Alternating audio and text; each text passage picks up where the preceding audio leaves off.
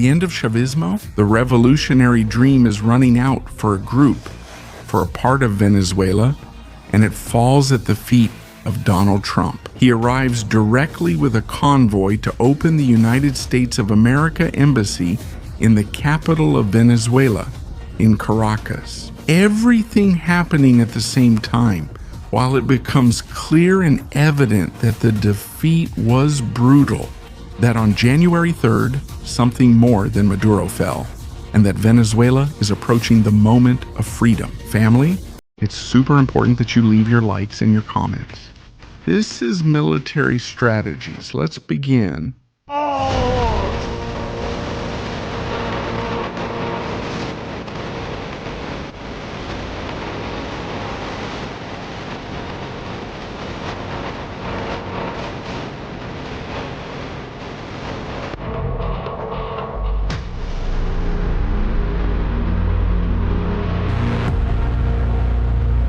Good evening, family. We're live now. We're here on Military Strategies. What a day. So many things are happening right now. So much is going on. We're going to cover everything from Iran to Caracas, including Ukraine, and what Vladimir Putin just said. Not that it's scary. It's just absolute madness. The meeting today at the White House with the big boys of oil, with the most important, maybe the richest companies in the world, who have met with the most powerful man in the world, also a millionaire, to discuss the future of Venezuela and what's going to happen there. We also have statements from Venezuela, from the illegitimate government. Thanks to Delcy's dictatorship, we have statements. We also have the King of Spain, who has spoken. Get ready, because you're going to be amazed. Full video reality collado. The foreigner Nicolas Villarona was furious. On machines. Very, very emotional. Of the political prisoners kidnapped by Nicolas Maduro's regime. All that tonight on Military Strategies. We begin a new adventure, a new path. With you live, I invite you to stay with us, leave your likes, your comments. You also have the Super Chat goals open to support this content. And, super important, subscribe to the channel. Now let's go. A new path, a new adventure. 500,000, 500,000. Something we never dreamed of, but here we are every day. We're doing well. First news attention. With this,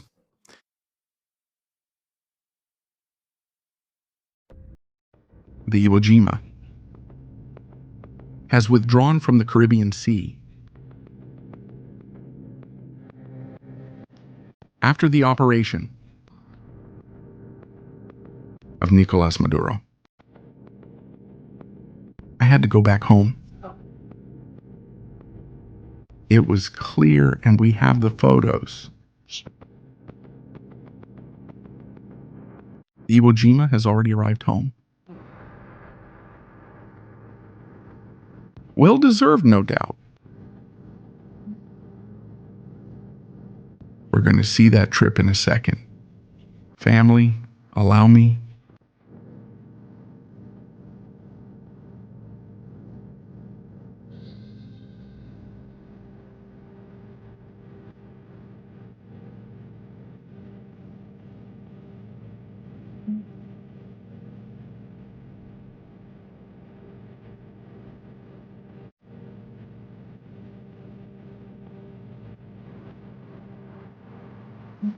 Let's take a look at that photo. Iwo Jima. There are also reports that the Gerald Ford might be repositioning.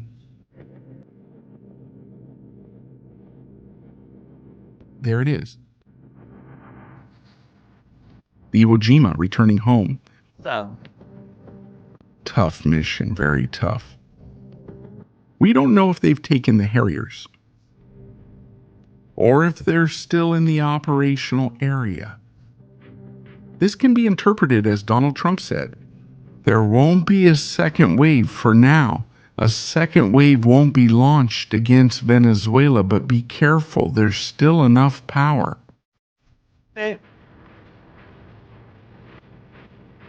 to launch the attack. Okay.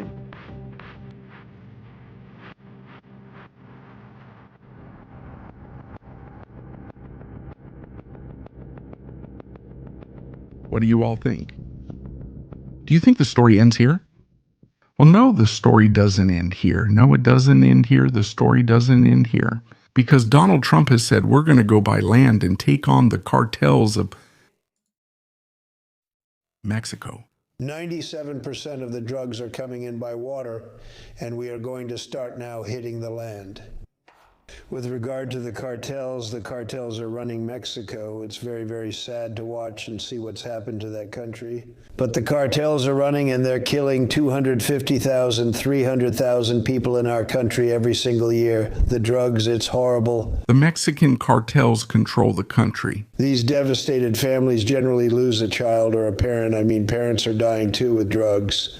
So we've done a really good job. We're knocking it down. The numbers are really getting to be, they're always going to be too high if you have one person, but they're going down. Just like the border was a total mess for years. I did it quickly the first time, and even better this time since the mess was bigger, a real border. There's nothing else like it. There's likely never been a border in history where people could just walk into another country. The borders are said to be tightly closed. Now closed, no entry, and no one even tries. It's very close, and no one can expect it. What's happening in Mexico is very close, and no one can expect it. Claudia, the president of Mexico, has said that they are going to improve their communications with the United States of America. And, well, she hasn't said anything else. She hasn't been able to say anything else.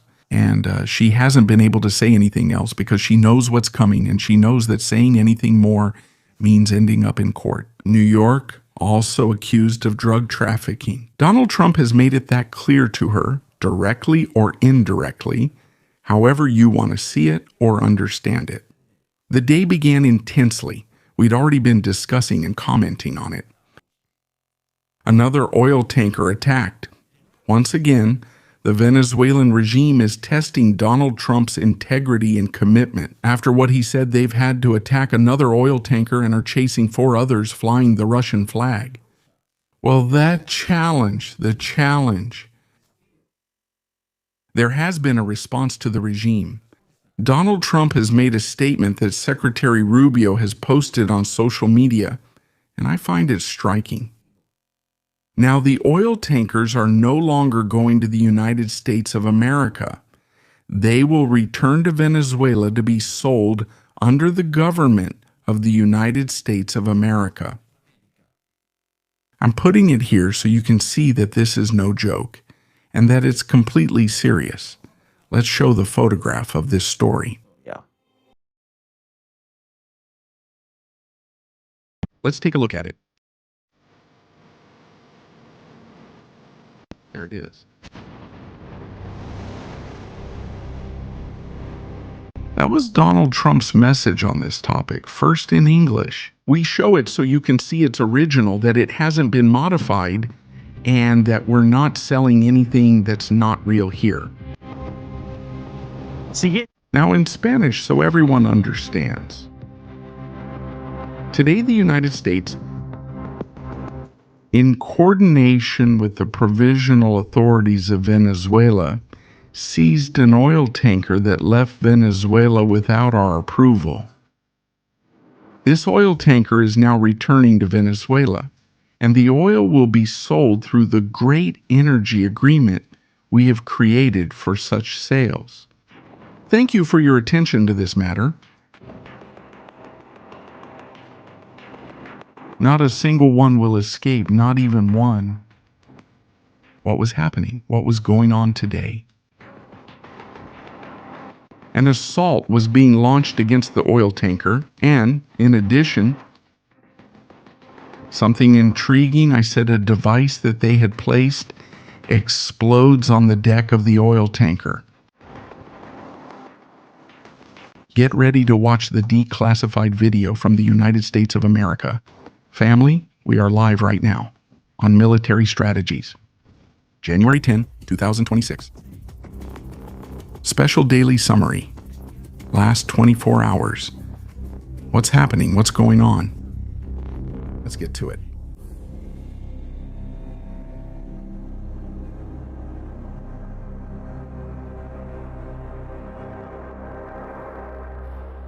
They throw a grenade. A flashbang was thrown. Pay attention to this.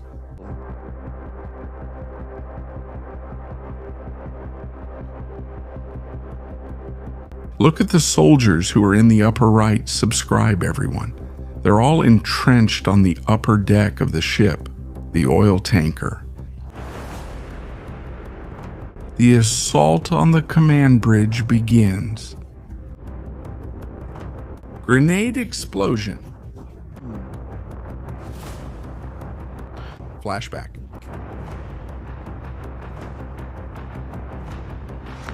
A stun grenade. So the crew hits the deck. Oh. They begin the assault. Upper deck, one man covers the right flank. The rest of the team circles around. Are you coming upstairs? Oh.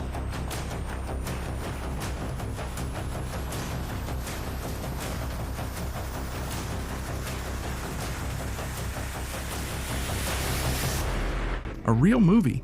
Oula. The one with these soldiers storming today that oil tanker over 250 meters long. There we see them with a thermal camera. The black spots are American soldiers. Taking higher positions on the deck, still without accessing the command post. He is heading to the bridge where the entire ship is controlled. Yeah. The upper part is being checked. There are no threats, and now they are heading to the command bridge. They are entering there. That is the moment when they take control and command of the ship. Yeah. Tanker. This time it's not going to Texas, but back to Venezuela. No. Not a single drop of oil will be sold unless it passes through the hands of the United States of America. Oh. And there, a device is put in place that we don't know about, but it's interesting to analyze it later. Second assault team. Again, a fast road.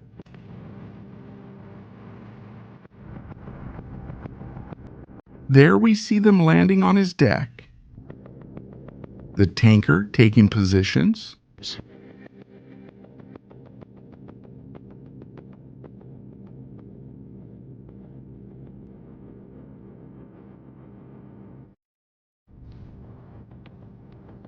There they are.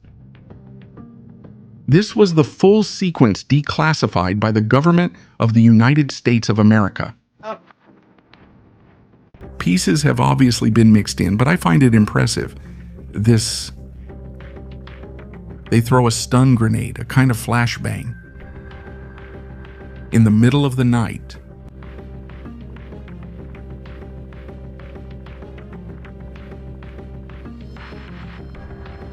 No one is visible in the cockpit or through the windows. Incredible. Really incredible, this. We're still live, family, on military strategies. It's not the only thing.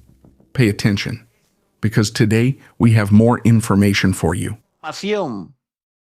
about what happened in the assault operation on Caracas. What event on January 3rd changed Venezuelan history? Definitely Nicolas Maduro and his wife, Ilia Flores. And for Chavismo, especially for Chavismo in the last few hours. And you're going to see videos that will make you laugh. See you tomorrow. They have tried to mobilize people in a sort of march to free Maduro. A real madness if it weren't for the times we're living in and the seriousness of the issues and events that are happening. We could even make a comedy series out of this whole story, but there's very little that's actually funny about it.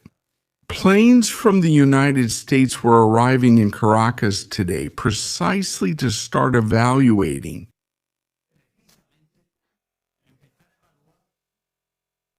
The reopening of the United States of America Embassy in Caracas. Seeing is believing. Seeing is believing, by the way. Maduro isn't the only one wearing a tracksuit. There are other sinister figures who have accompanied them over the years, who are just as responsible for their misdeeds as Zapatero. A sinister guy who is now being sought in Spain to be questioned by the press, to see what he thinks about his ally, his friend. The one he claimed wasn't a dictatorship, is now waiting for prison in the United States of America. Here it is. A young shoemaker, a mature man, a regime that has been whitewashed thanks to this sinister being. Everywhere, speaking well of them and telling how great and wonderful they are, a Zapatero. Along with these creatures, this puppet you see, Buki Man, dancing and taking the money from Venezuelans, being sponsored, they and their organizations with money from Maduro of Venezuela, being interviewed. Monedero, properly speaking, his last name matches his lifestyle. Monedero, there he is with Maduro again. All of them should be interrogated for being associated with a criminal cartel.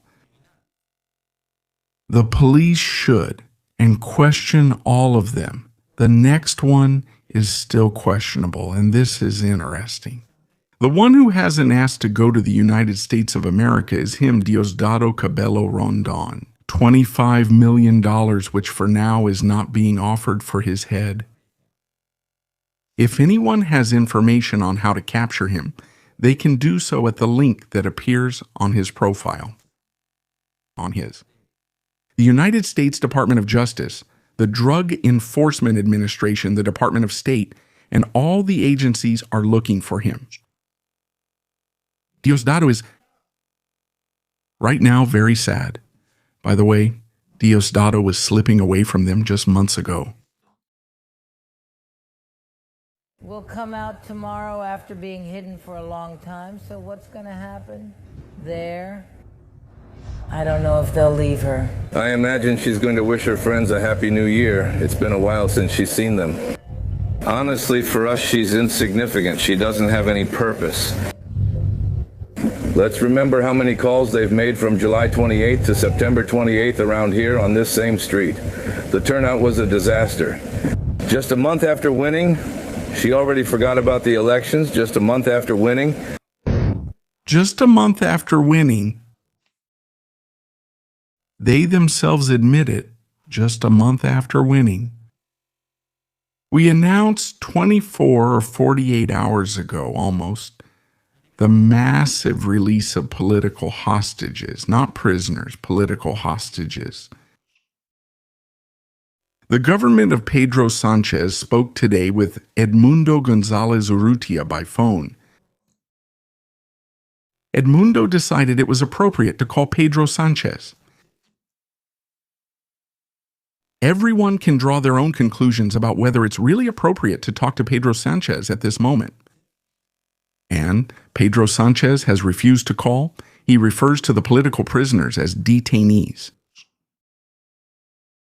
It's around 6 in the evening. I'm outside the headquarters of the Bolivarian National Police in Mari Pérez, Caracas. Of course, my father's release has not happened. There are a lot of rumors. There are many sources saying that it would happen, that it was going to happen, and it hasn't. No step has materialized that shows us he is going to be released.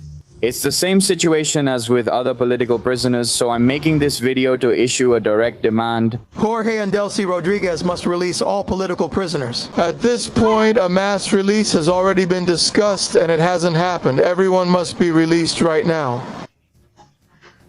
There are around... That's right. He's the son of Juan Pablo Guanipa, I think. Please correct me if I'm wrong and sorry if I'm making a mistake. But just like him, there are other sons, mothers, wives, daughters who are waiting for their relatives, more than 1,000, to be released.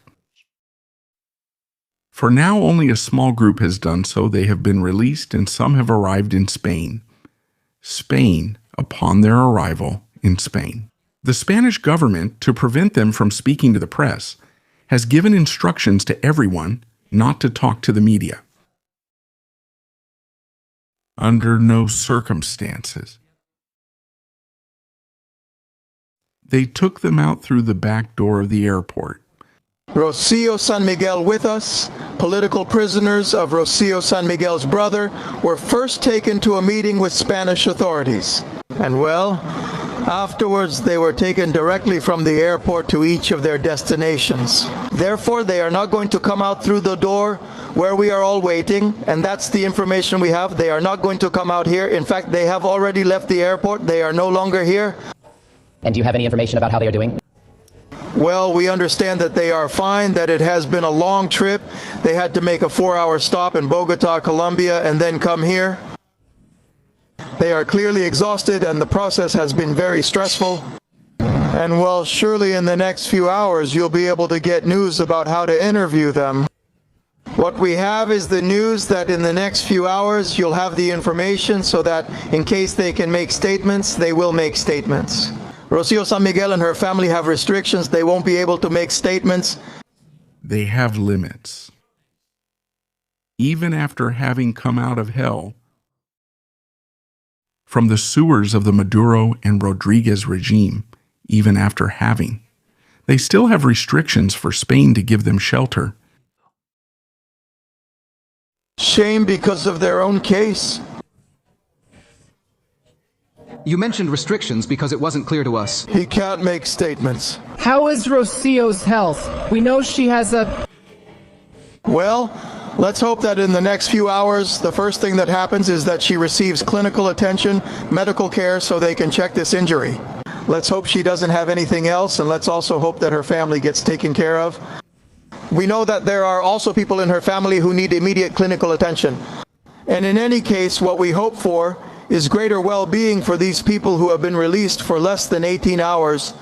And well, we were looking forward to welcoming them here, but when they see this news, they'll realize how many people are here. We are part of the Venezuelans who have spent the last 23 months fighting for the release of Rocio, fighting for the release of all the Spanish prisoners and all the European prisoners in Venezuela, as well as all the Venezuelans who are currently there. Many thanks to OK Diario for that clip they uploaded to social media. Thank you very much. Really, without them, we wouldn't know, right, that there's censorship? Bito, to those who have been freed from Maduro's dungeons. I saw a post there. Publicación. Will you allow me to share it with you? There's been a lot of talk about the Helicoide A, but there's another sinister place in Caracas. Caracas. You have to see this, family. Everything you'll see tonight is amazing. All the statements we have, all the videos, don't miss it. We're already 20,000 people, 21,000 people right now. Family, please, your likes are super important. If you're not subscribed to the channel, subscribe. I want to see your opinions in the chat. I want to see what you all think about this whole story. Because to me, it's sinister, disgusting, and as a Spaniard, I'm ashamed that my government acts this way. I say it from the bottom of my heart.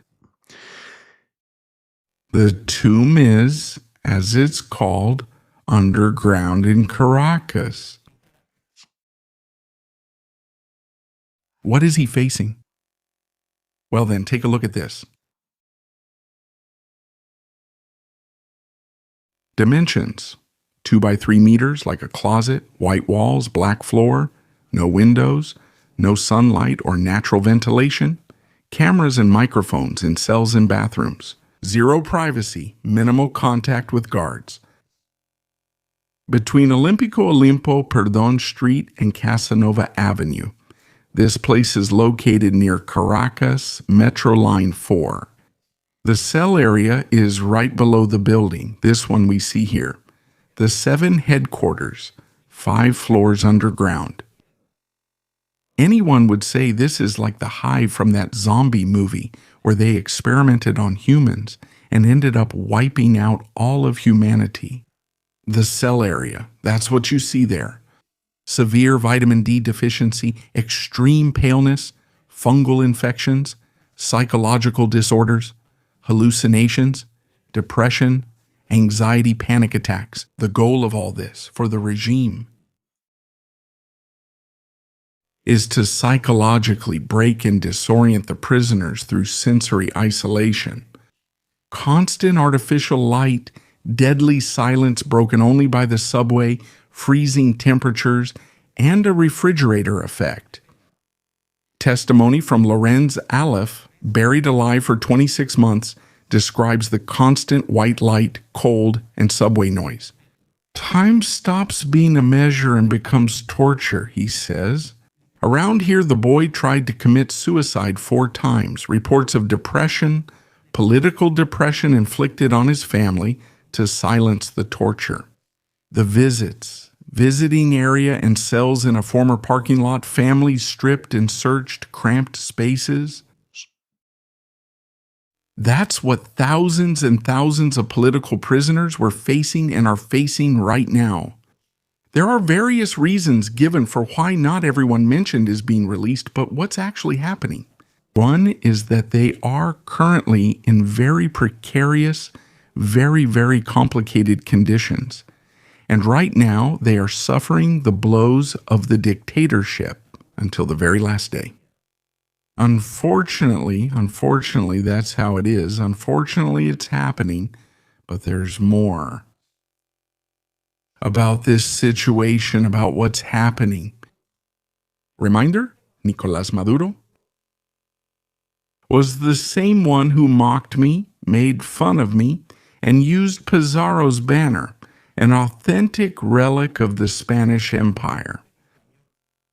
Something that should be in a military museum in Spain, and not paraded around by a dictatorship that tortures human beings. I expected a different kind of statement from the King of Spain. Please listen to this and share your conclusions in the chat. And it's fundamental, it's our firm and unequivocal support for respect for international law. We can't do it with words, nor with silence. We can't do it with words, nor with regulatory silence.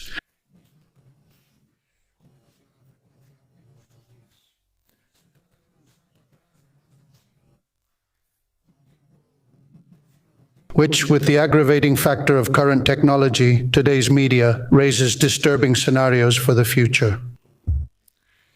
It's undeniable that the countries that have done the most to build that normative institutional framework are democracies, and they bear a special ethical responsibility when it comes to preserving that world based on rules, that is, on reason in dealing with others, as opposed to a world based on the unlimited exercise of force and driven by interests that are often exclusive or incompatible.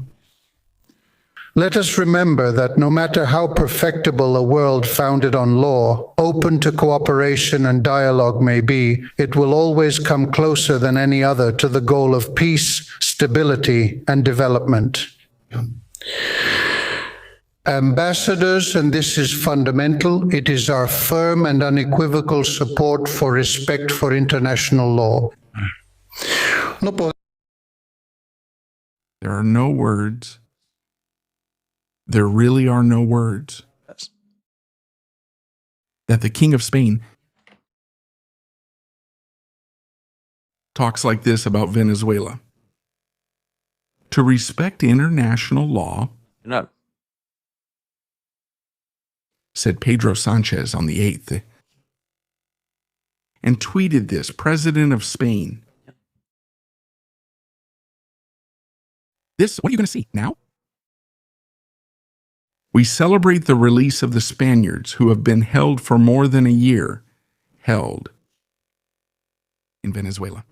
It is an act of justice and a needed step to foster dialogue and reconciliation among Venezuelans. What kind of dialogue needs to happen and what kind of reconciliation needs to be done? With dictators, torturers, and people who should be on trial right now at the Human Rights Court at the International Court, the one that goes after Netanyahu and a few others for what's happening in Gaza, but cares very little about what's happening in Venezuela? Detained? That's what you call them. Release. If it weren't for Donald Trump, no one would be released here. Even though they're saying this was thanks to Lula, Zapatero, and I don't know who else. They've said it. Please tell me in the chat. Who else have they tried to add to the list of so-called liberators? Liberators of what?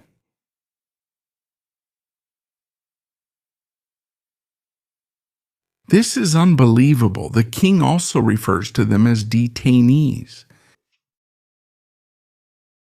As detainees. We should all be glad about the release of 5 fellow citizens and other people who were also being held. They were being held, Your Majesty. They were kidnapped.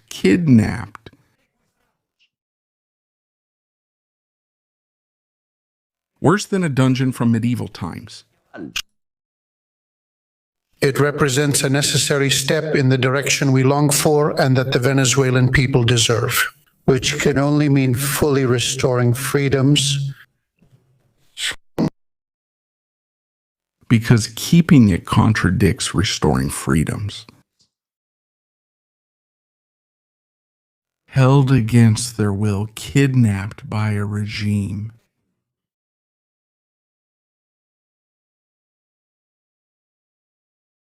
Amazing, amazing. You're left speechless when you see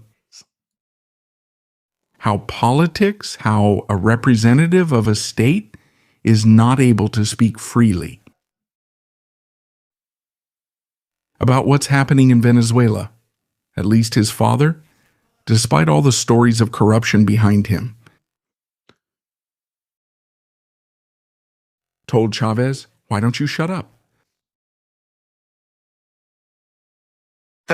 He calls it democratic transition. Very well, if you want to call it that, democratic transition. Detained? Not at all. They've been on vacation there in Venezuela for years, months of vacation. There's nothing more to say. There's nothing more to say when you start talking like this about something so serious. That's why they don't want those who come home to talk about what they've been doing to them, so they don't have to hang their heads in shame. That they've continued to allow entry and business with people connected to the Venezuelan regime in Spain? Yeah. That being said, Chavistas. You used to say loyal always, traitors never. That's what they said. Always loyal, never traitors. It was a battle cry, right? You used to say that if there was an invasion, you would fight to the death. All of you. Donald Trump or anyone else shouldn't consider entering Venezuela, as it would be the last thing they do. That's what they said. On the 3rd. They were taking Maduro away to the United States and his wife. They exploded the Caracas anti-aircraft defenses. They finished off Fort Man 1. And the next day you start doing business with oil. You sell all the oil to the United States. And now, the worst thing for the regime, what they said would never happen. Chavez lives, the struggle continues, right? Well then, Chavistas. Is this for you?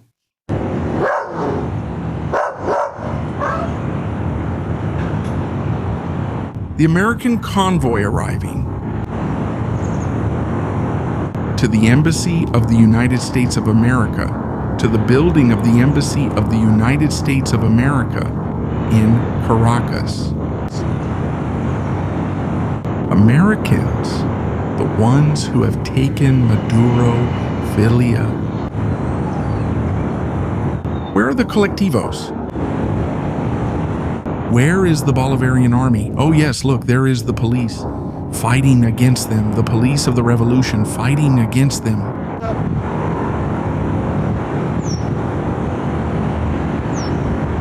Against the group. They have humiliated you. The revolution doesn't exist. It's all a lie.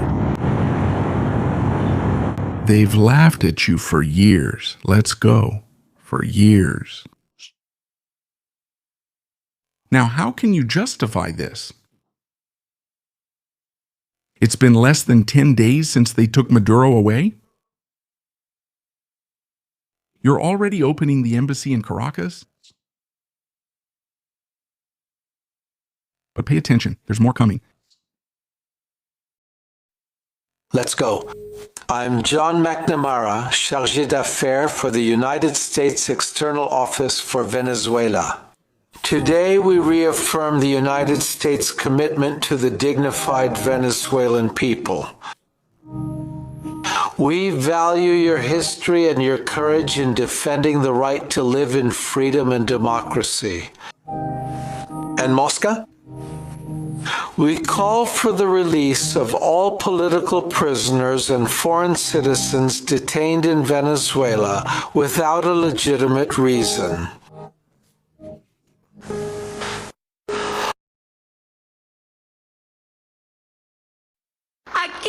Here he surrendered. Here there was combat. What happened there was a betrayal. You have betrayed Chavez. You have betrayed Maduro. You are betraying the Chavistas. There was combat for this homeland. There was combat for our liberators, for Miranda, for Sucre, for Rivas, for Urdaneta, for Manuel Azaez, for Ezequiel Zamora, for our father liberator, Simón Bolívar. There was combat here. Nicolas Sin, in sneakers and a suit, will come from Isla Margarita from one of his parties. There was combat for Chavez with the Russians, and here for Venezuela. That is our greatest satisfaction, and that is the answer. We are going to look each other in the eye, face to face, and we are going to show them who we are. The sons and daughters of Bolívar are cowards. That's what you are, cowards. Now you want to manipulate things and paint over them and put makeup on them? And you say that the best way to find peace is by selling all of Venezuela's oil to the United States. In Bolivarian diplomacy, look at diplomacy. With our colorful flag held high and with our glory, brave people, in our voice and in our hearts, honor and glory. Open your mouth, because a truck just went through it. Rodriguez, you don't have much time left. People are going to realize that you sold them all out, that the revolution is a lie, that the spirit you've been putting into their heads for years was just for your own survival. Are you ready for what's coming your way? That, besides him, it's been said that he wants to travel to the White House. He wants to meet next week before Maria Corina. This is starting to feel like Game of Thrones. So, who will reach the White House first? Donald Trump, who has been talking and saying, well, a lot of people can come here. Did you meet the interim president of Venezuela here in the White House? Are you going to meet with the interim president of Venezuela at the White House? The truth is that I am going to meet with a lot of people. And we are going to meet with a lot of people. He says, we have set up meetings with many people. When you finish 8 wars, you will. He says, when you've stopped or won 8 wars, you meet a lot of people. And I think it's very important. He says, I think it's important. Example, we have over $18 trillion. We have had $18 trillion. That's thinking that $18 trillion are coming into our country, a lot of that. That are coming to our country. And that comes from foreign countries like Saudi Arabia, Qatar, United Arab Emirates, and others. I've had to meet many people. But I'm going to be meeting with several representatives from Venezuela, he says, and I'm going to meet with many representatives from Venezuela. He's going to meet with many. Probably pretty soon. We haven't. Soon. Don't mess it up. But the relationship that we have with the people that are currently... But the relationship we currently have with the people who are currently governing Venezuela is very good. Chavistas, the empire is saying that the relationship with Delcy is very good. Something is going wrong. Chavistas. Let's see if you realize it. We also have hi-fi and also a young lady. To a young woman, a young lady. She won the Nobel Peace Prize. Is she coming? And what did she win the Nobel Peace Prize for? Come and let's stop here again for a second. She received the Nobel Peace Prize. Nobel Peace Prize. She's going to come in and... She's coming. She's going to come. Pay her regards to our country. To honor our country. To me, but... She says. To me, she says, but I'm a representative of this country. I'm the country's representative, that's all. That's all. That's all. She is coming. She is coming. Sometime next week. At some point next week. I think it's Sunday, and we'll see how it goes. He says, we'll see how it's going to be. No, we won't be dealing with people from Venezuela. He says, right now we're taking or dealing with the people from Venezuela. We're handling them well. I think they've been... He says we're treating them very well. He says... I think they're doing it very intelligently. Of course, to the Chavistas, you're saying that the fight continues and that Chavez lives. And to the United States, you're saying, don't worry, 50 million barrels of oil. Here it is, Trump, just as you asked. Yes. Helped with us, frankly, because that hope. And to be frank about this, they were actually doing pretty well. Pretty well. Of course, since Delcy had already started pulling strings with Marco Rubio for a visit next week, because can you imagine the show Delcy would want? La Seona isn't a problem anymore. Now it's no longer a problem. Well, since there's been such a commotion, they've said, Delcy, now you're going too far. Wanting to go to the White House is going to get us into trouble. We have our revolution addicts that we need to feed. Statement. In that context, a delegation of diplomatic officials from the United States Department of State arrives in the country who will carry out technical and logistical evaluations inherent to the diplomatic function. Similarly, a delegation of Venezuelan diplomats will be sent to the United States to carry out the corresponding duties. As the acting president, Delcy Rodriguez, has reiterated, Venezuela will face this aggression through diplomatic means. Where is Bolivar's legacy? The confrontation, the sword, black sucre, first, second, third, fourth. Now through diplomatic means? You've been threatening for years, saying that an epic battle was coming, that Venezuela was surrounded, great armies had been subdued.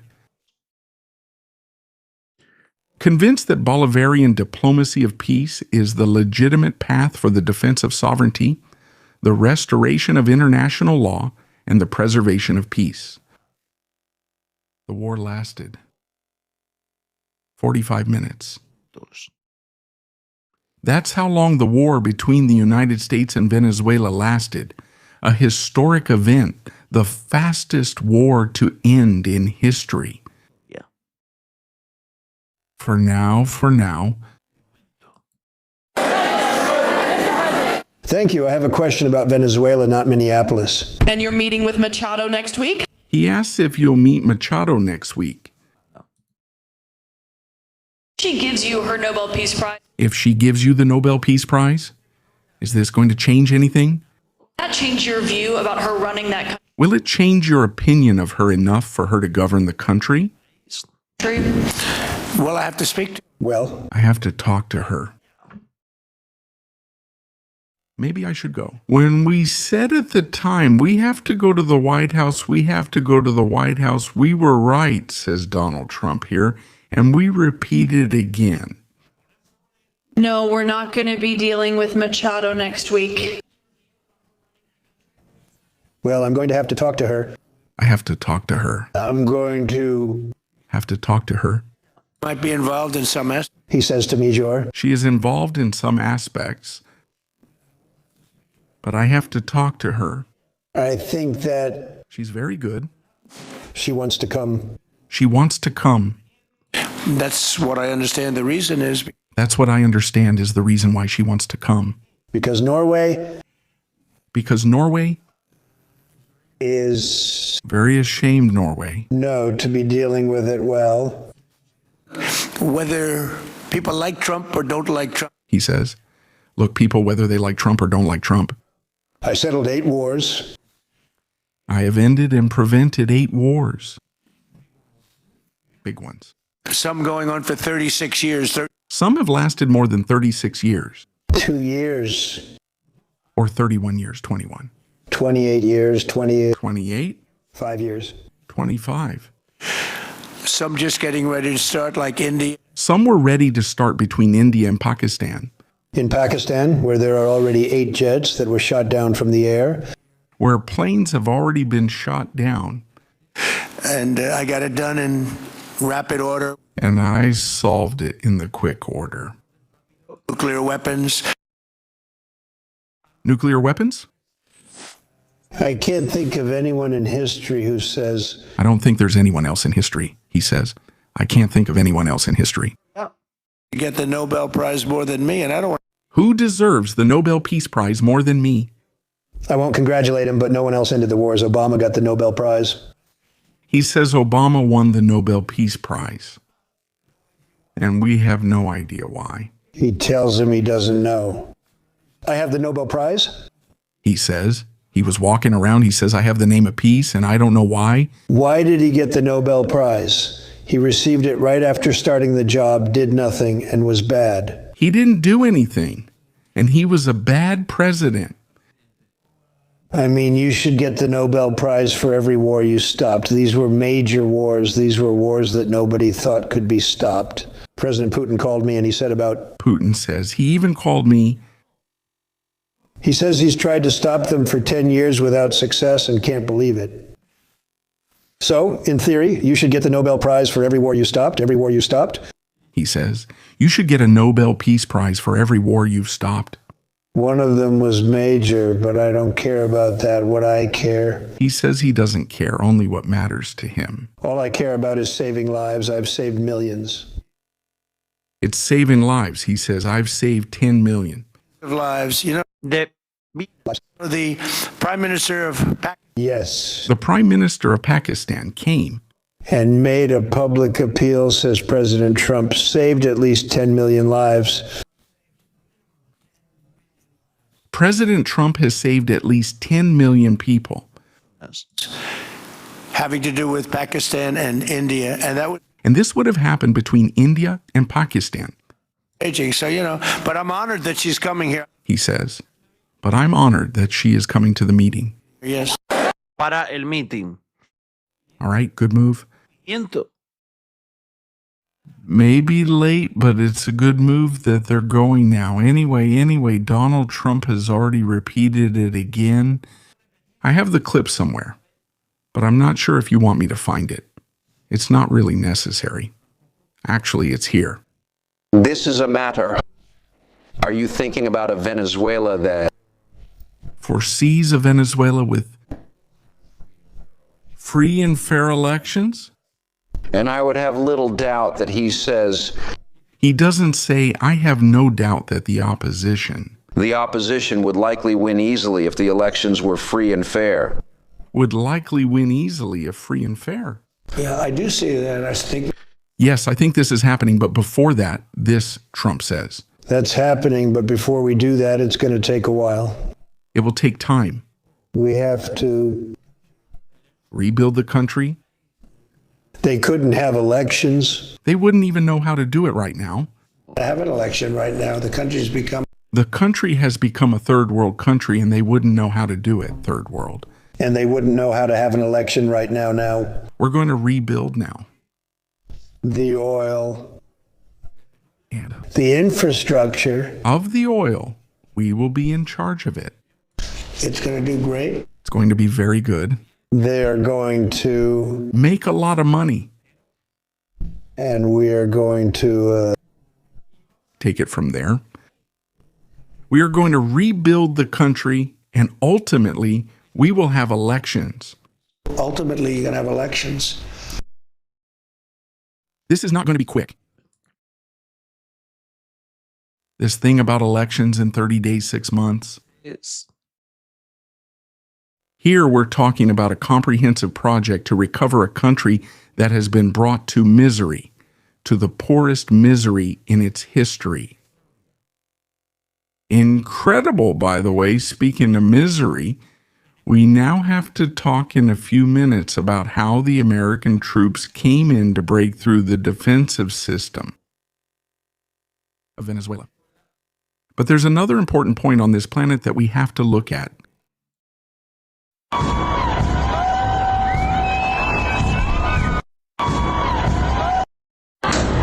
Long live, long live. There we are seeing it. Iran, right now in flames, the second largest city in the country. It could already be under the control of the protesters. And what the United States thought a week ago wasn't enough, now they are rethinking the assessment they made and thinking that this is much bigger than we could have imagined. At this moment, according to the information we are receiving, protesters might be trying to access arsenals to confront the Revolutionary Guard troops. For their part, the Ayatollah has put them on maximum alert, equal to or similar to when the 12-day war happened. Everything happening at the same time, everything going on at the same time. Venezuela, Iran, Iran, Venezuela. No.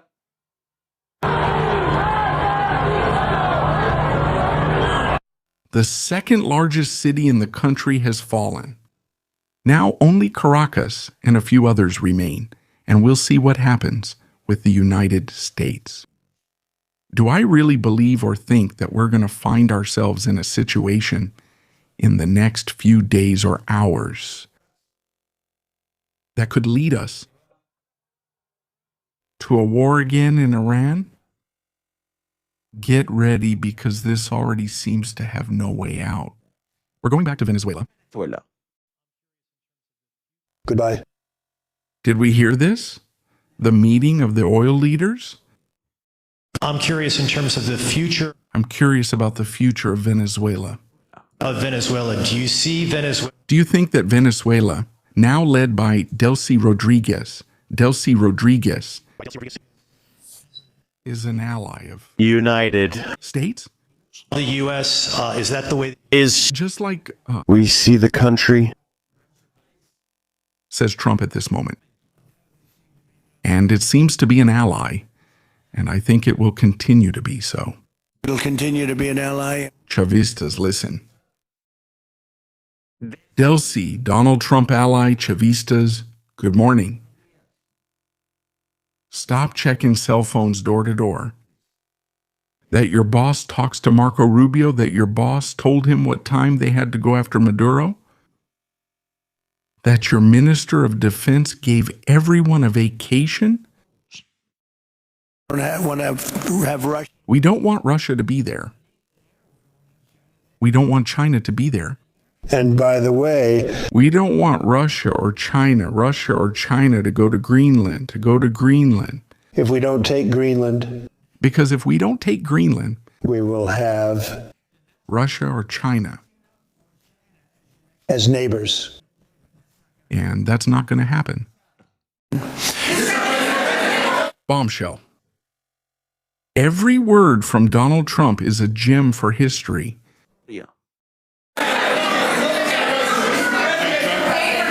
From white Mr. President, Says the one in white, Mr. President Chow. you just said these companies. You just said these Companies would have guarantees of security if they enter Venezuela, do they have. what is your plan there? What is your plan there? Really? They are actually for these companies. For these companies and for Americans. who are going to be working on the ground for them. Working for these companies. There are going to be Americans. Well, there are going to be Americans. I suppose they're going to use a lot of Americans, but they're also going to... They're going to be using a lot of people. A lot of people from Venezuela. From Venezuela and elsewhere. And from other places. I would imagine. I imagine, but I think... But I would think that mostly they'll be... Mostly they're going to use... Using Venezuelan... Trabajadores Venezuela. Workers have a lot of great... There are many workers, great workers. They have a... high jobless rate. Rate, and they have workers. And their workers are very... Familiar. With oil. With the... extraction of oil. I'm curious in Good news as well. Because of that, people will get jobs, and that's never a bad thing. Working is not bad, it's never bad. Donald Trump has mentioned Putin, well, Russia and China. Last night, we broke the news about the launch of an Oranisk missile near the border with Poland, a missile with nuclear capability.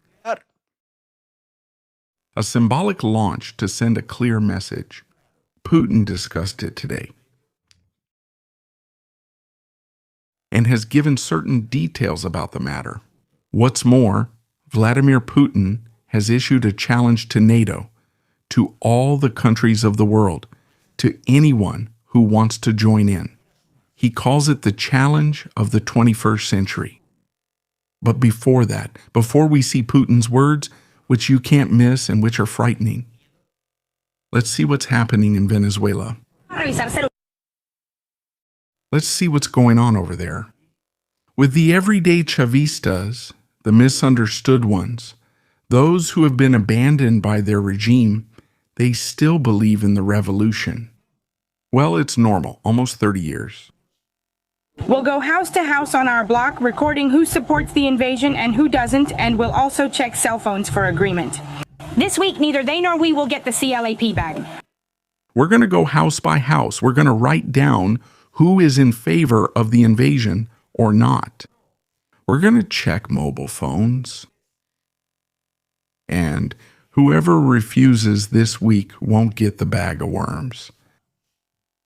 We're going door to door on our block to note who supports the invasion and who doesn't, and we'll check cell phones too. And whoever agrees this week won't get the CLAP bag, and we also won't bring the CLAP bag of worms. Food? If you want to eat, open your phone and sign here that you're not in favor of the invasion. Nicolasine, the party man of the regime, the one who used to go to Margarita Island twice a month. To let his desires and most natural instincts run wild with women of loose morals brought from Russia with love. The president is alive, but the Constitution isn't being followed and has no rule for a kidnapped president. The president is alive. So who is in charge right now? The acting president is Vice President Sheloina Rodriguez Gomez. Soon she won't be the acting president, but the only one, because she's going to remove all of you from the way. We have another one. Another fanatic of the regime, another committed Chavista, another leftist who's not having a very good time. Lately, they're having problems, and psychologists are getting visits from these kinds of people having trouble coping. A Delta team from the United States of America got all the way into their kitchen to take away the smooth-talking Maduro.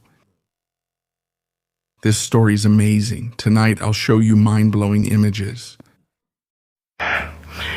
It angers, bothers, irritates, and pisses me off. And I condemn the savage criminal aggression of the Yankee Empire against the Venezuelan people. With those teeth, huh?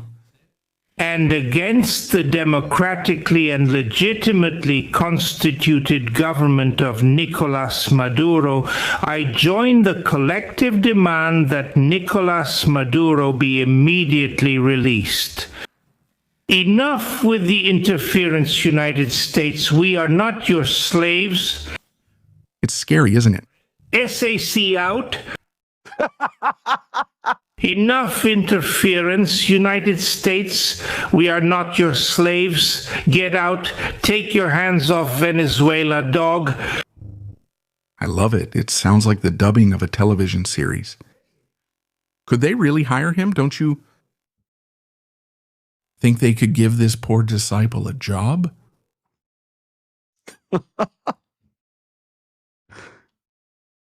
There's a video. This one is great. This one is great. Wait, because there's more.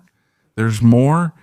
The funny moment is coming. Family, right now, there are 24,000 of us. Please, your likes, your comments, and this is amazing. It's amazing. I don't know if you want to see it again. He's possessed. Get out of here, Satan Santander. Get out of here, Santander. Do you remember you have to look for it? We have to look for it. Get out of here. Here, Satan Santander. Ha ha ha. Laughter. What a wonder. What an absolute wonder. Well, I have more for you. Get ready. We have more. Let's see. Let's look for this one.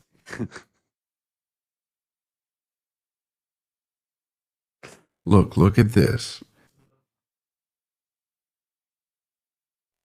You're gonna die. There is one. There are two videos that I have prepared. You're gonna be amazed. Let's go with the first one. Cool. Let's go with the first one. Sure. Good afternoon. It's January 7, 2026, 6 Post Meridium in Roble Viejo, Los Guayos Municipality, Carabobo State. Giving our support to our President Nicolás Maduro and Our Lady Filia Flores for the liberation from the kidnapping carried out by the United States. And they took advantage of the moment, knowing that the revolution within Venezuela is respected as well as Venezuelan laws. Long live the revolution. Let's keep moving forward. Lower and lower each time. Lower and lower each time. So, we will win. I disagree. I think We Begin is better since we've used it for 3 months. PRD. Many thanks to Manuel for becoming a member and also to Juan. We continue because there's more.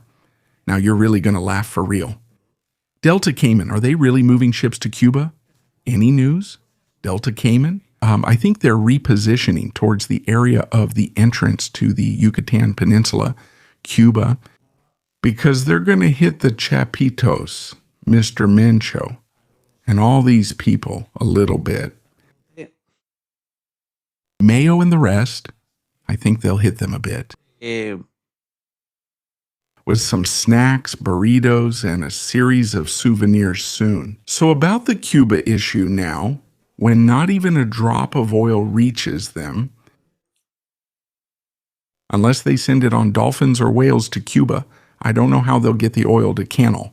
We'll discuss Canal another time, because it could be that he follows the same path as Nicolás Maduro, all in due time and calmly, because Maduro still has to sing when he sees that he has been betrayed. By the way, I suppose if they're going to send a diplomatic delegation to the White House, they'll want to see Maduro and Celita. The problem is that this delegation will be controlled by Dercy Rodriguez.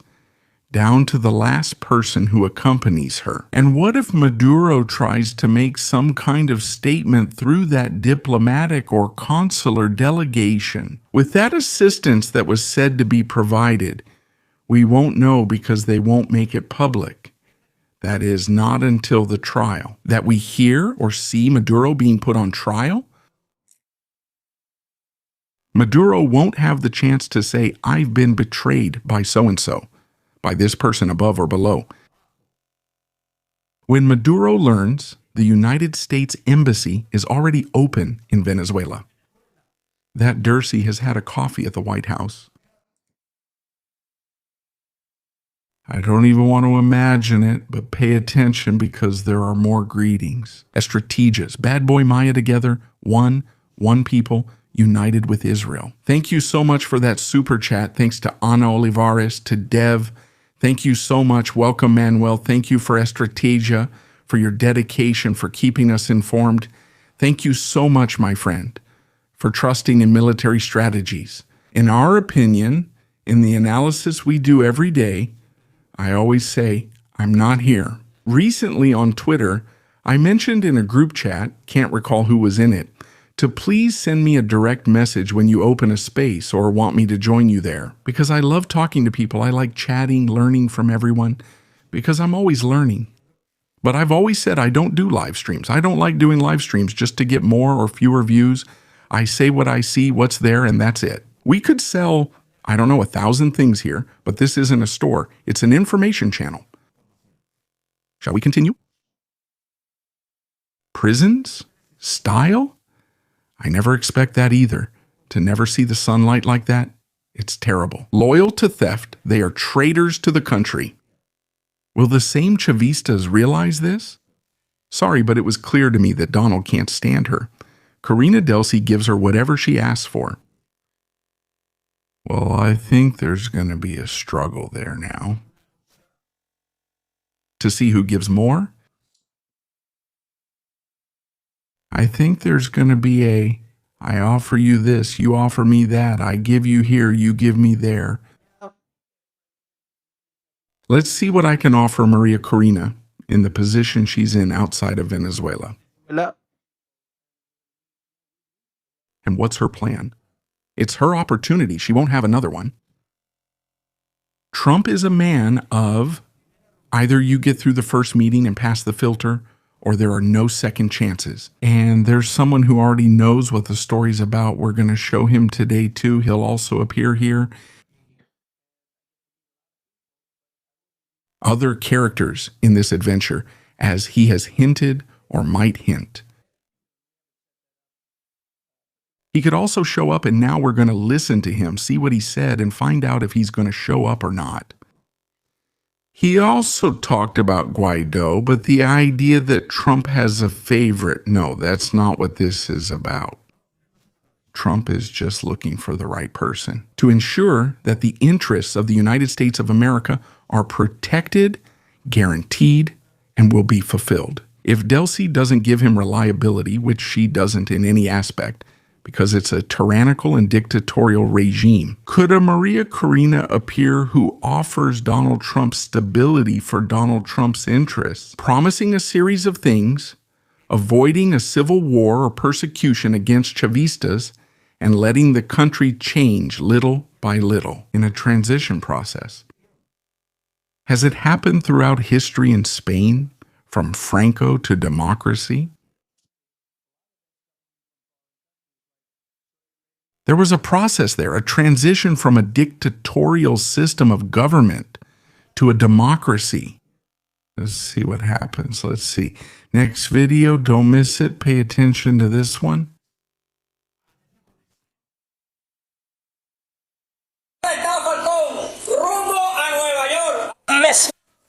Nicolas starts the march to look for Nicolas Maduro. We're going to New York. On foot.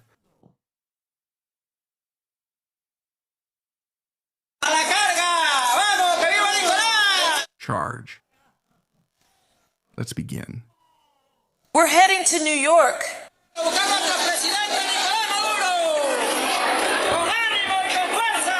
There are 10 cats. There are 10 cats.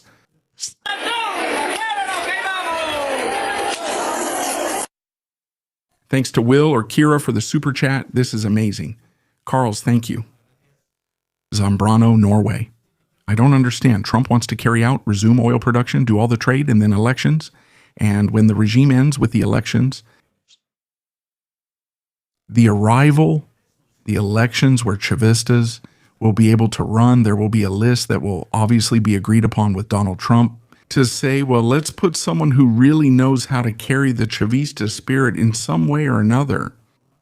Someone who is an heir to that stale Chavismo. But who doesn't mess with what's down there? Will there also be a Republican Party? Affinity with Donald Trump or with Donald Trump's policies? A party that will want to follow the same format, which will earn the affection of Donald Trump, or will obviously want to earn it from the Republican Party. Then surely there will come a kind of Democratic Center Party appealing to socialism. Maybe, I don't know what figure could fit there. You tell me, since many of you are Venezuelan and you know a bit more about who is who. It's also true that among the 1,000 people currently kidnapped, there will be important figures and profiles who could be candidates in the elections. I can think of a few, and so can you, so it's likely that we'll see something like that. But to top it all off, today's circus brings us one of the best videos of Nicolas Maduro. We hadn't shown it yet, it hadn't really arrived, but I think it's still worth remembering. The old glory of the Venezuelan dictatorship. Nico. Nico.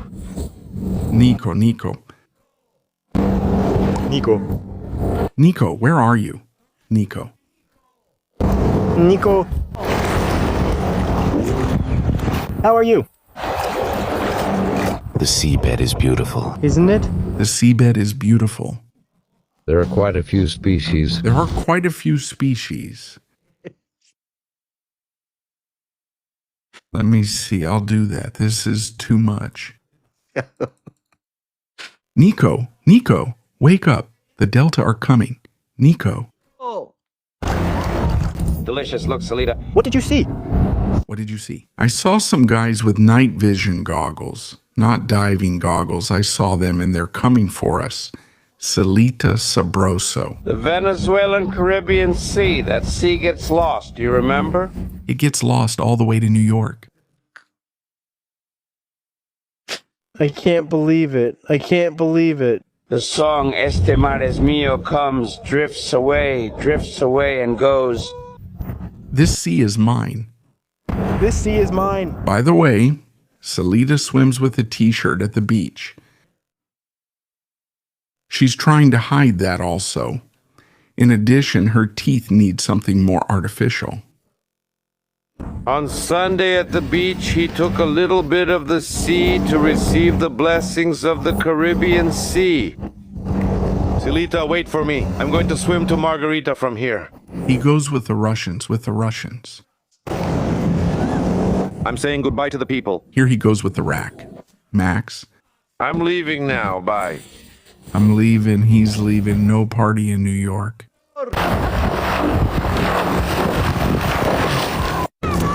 I can't believe it that this is real. This is absolutely crazy. Let's check fly radar, northwest of Cuba. What's going on over there? What's happening? Because I think interesting things might be happening. Whoa! Oh, Cuba! Oh, Cuba. Wow. Cuba, this is delicious, huh? Look. Look at what's happening right now in Cuba. A plane, a P-8 Poseidon. Right in the spot we mentioned in the passage. Between the Yucatan Peninsula and Cuba. Oh.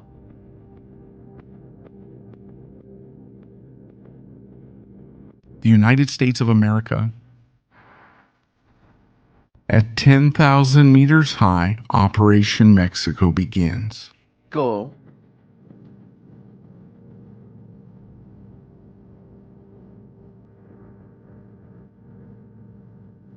This is getting hot, really hot.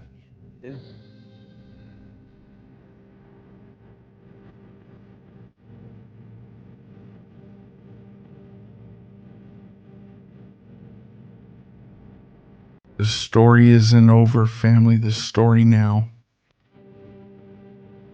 moves to the north. Same. Look on the bright side. Hopefully we'll go to Cancun and see some planes. Maybe we'll even pack up and take a trip. I don't rule anything out anymore.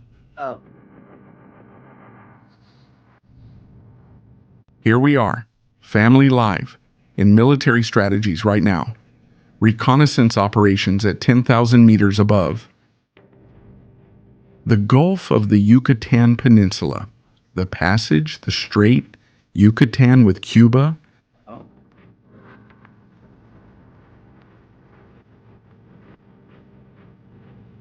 Oil tankers. Ships. Radars. Palaces in Havana, Canal.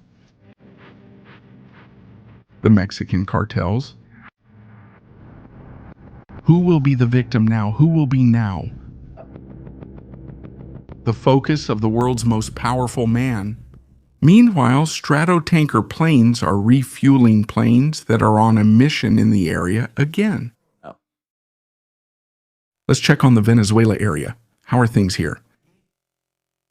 Well, nothing has changed. They're still moving. They're still moving. They're still arming themselves. Things keep arriving. Some ships leave, others come.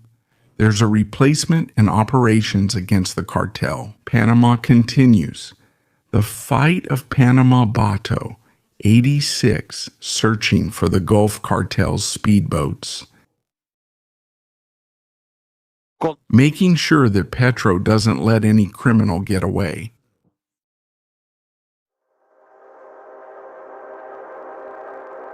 What can we see in this scenario?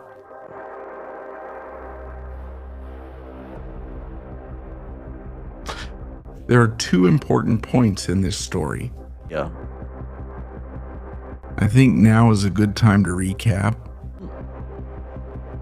And look at the data we have to analyze what could happen in the Caribbean Sea.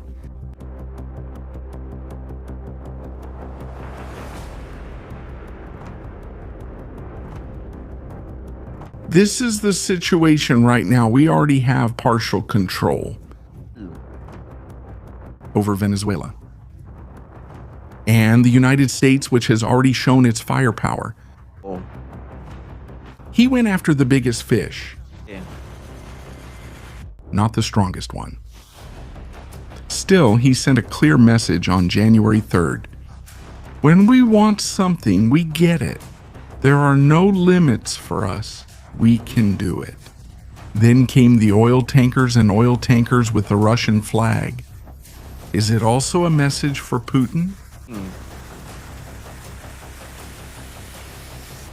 Later, Petro was warned that he would be next.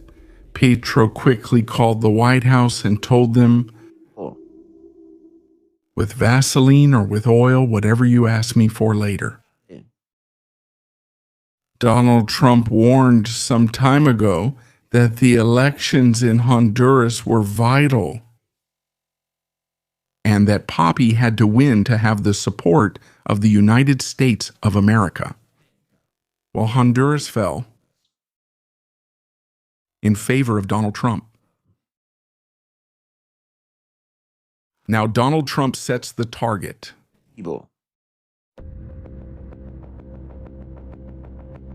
Cuba and Mexico. Cool. Donald Trump clearly knows that they will keep coming in through Mexico and also through Cuba. It's obvious how close they are. The capabilities of the cartels, which have been adapting and turning into armies over the years.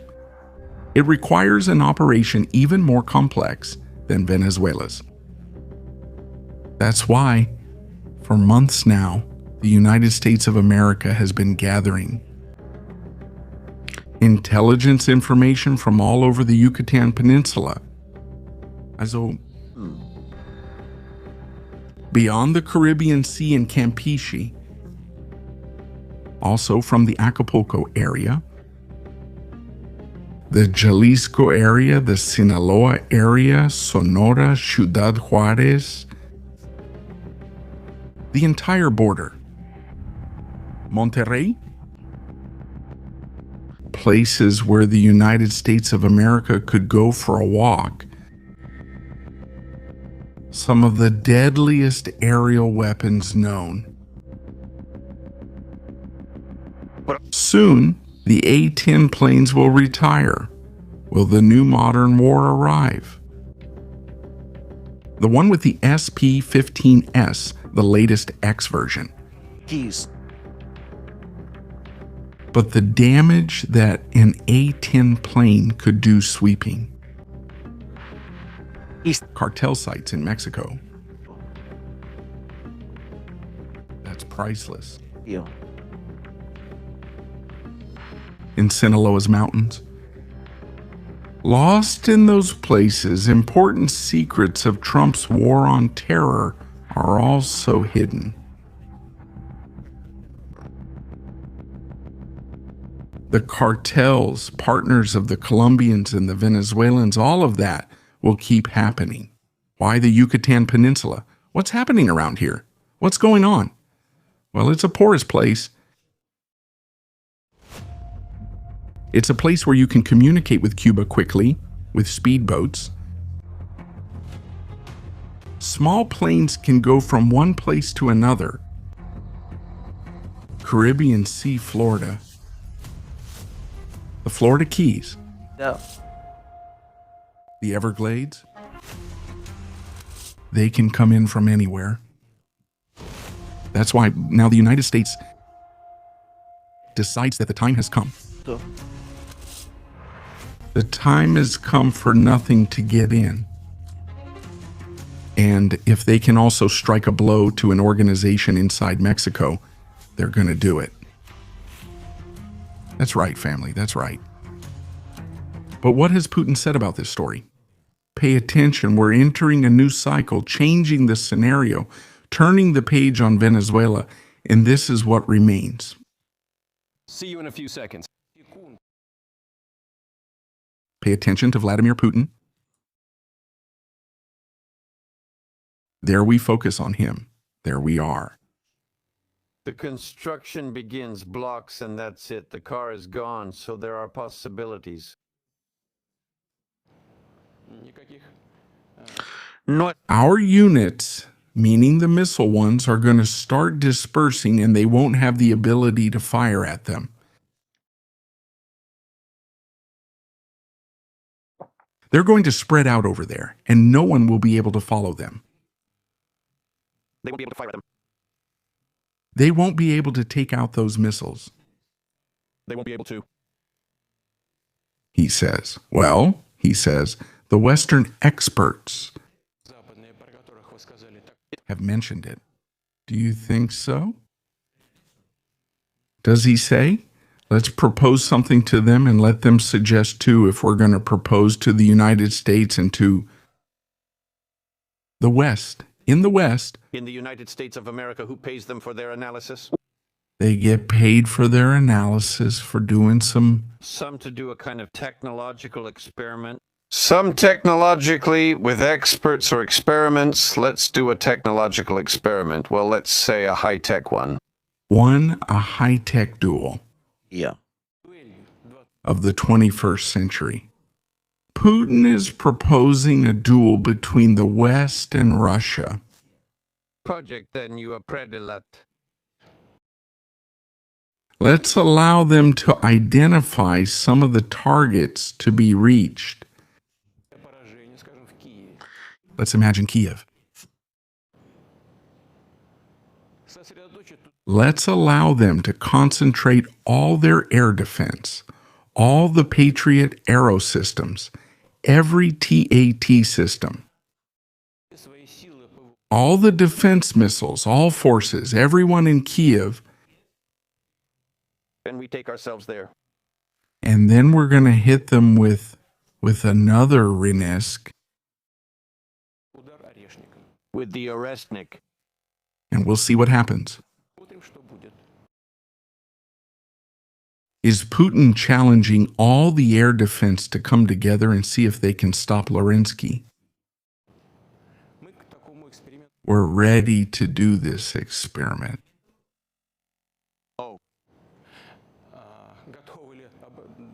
If the other side is ready. But in any case, we haven't ruled this out. Keep in mind, all the defense systems, all the anti-air defense systems are in operation. It'll be interesting for us. Military scientists, experts, I've been told. They've also been told something about the political level, the level of leadership in the United States. We're going to carry out this kind of experiment. A technological experiment, a technological duel. Let's see what happens. I think it's going to be interesting and useful for both, for the Americans, for the American side. Putin has just challenged Donald Trump, NATO, any country on this planet. And our missile Orenisk has told him it's unstoppable. Don't you have an anti-air defense system capable of stopping that? What's more, he said, can we fire it at Kyiv? Put all your anti-air defense systems there to see what happens. It will be very interesting for us and for you. The decibels keep rising with every passing minute in this situation. Every minute that goes by, every minute that happens. Things are happening, things are going on. That the world is drifting, heading to we don't know where.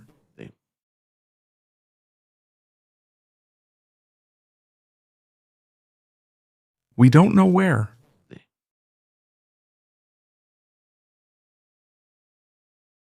We're still seeing videos now from Iran because you can't withdraw money from the banks, and what's more, they're setting them on fire.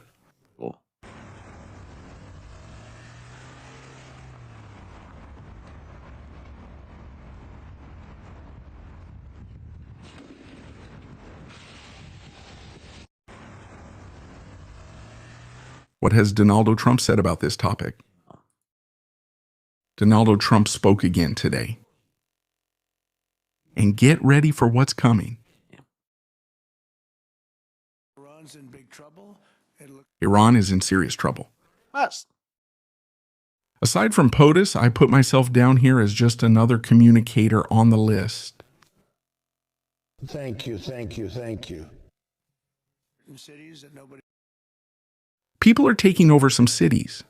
thought were really possible. Nobody thought it was possible, but people are now taking control of the cities. A few weeks ago, we are watching the situation. We're closely monitoring this situation. Careful. I made a very strong statement that if they start killing... I made a very strong statement on this issue that if they continue killing people, like they have in the past, as they have done in the past, get involved, we'll be hitting them very hard. We are going to. They are going to hear us very loud, very strongly. And that doesn't mean sending troops. But this doesn't mean that there will be boots on the ground. It means hitting very, very hard right where it hurts. But we're going to hit them very hard. Air campaign, air strike, to finish destroying the Revolutionary Guard's bases. Destroy the arsenals so that people have access to defend themselves from the regime, and then start to see how events unfold from there. Let's see how long the Ayatollah's regime can hold out. Without any support, without any capability, unable to defend themselves or use weapons. I don't think so. That they're going to hold out for long. I don't think so. And Donald Trump knows it. The regime knows it. And if the regime knows it, it means they're going to launch an attack against the United States. We don't want that to happen. There were cases like this where President Obama was totally humiliated. He says there were moments when President Obama backed down. Thank you. But this is something incredible. What is happening right now in Iran? An amazing thing to watch. It's something incredible to see. They've done a bad job. They have done a bad job. And they have treated people very badly, and now they're getting paid back for it. Let's see what happens. We're watching it. He says, let's see what happens. We're watching. We're observing. The situation in Iran. We're watching it very closely. Iran. We are watching it very closely, says Donald Trump. Very closely. Oh. What's going to happen over there, family? What do you all think right now in the chat? I want to see your comments. Adios.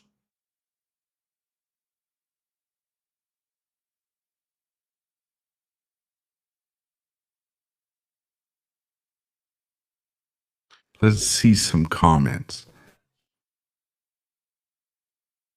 Hello, strategies. We've already seen the Russia issue. We've already talked about it. Guillermo, thank you so much for the super chat. Uncle, photos, everything. Golf. Guayake, strategies. You were right about Karina, but well, what a boss. Are we going for the 500,000? I don't know if I'm right or not. I think you have to be a bit realistic about what's there, about what's happening. Donald Trump has advisors. They work 24 hours to do their job. They do their job very well. They've done their analysis, and they've believed that at this moment the conditions weren't right for Maria Corina to take or assume power, or Edmundo, because whether we like it or not, right? The winner of the elections was Edmundo, even though people wanted it to be Maria Corina. That's why Marco Rubio says these were illegitimate elections, because the candidate the people wanted to run couldn't, which was Maria Corina. This has obviously caused throughout this year the whole situation to not be clear in many ways for a lot of people. There will be people who are very clear about it, and there are others who are not so sure. There are people who, a few weeks ago, said the president is Edmundo, and now they're saying the president has to be Maria Corina. And we keep changing as the situation evolves, and that's normal too. This is a day-to-day thing. Forecasting may not work tomorrow if something unexpected happens. It doesn't mean you made a mistake or bet wrong.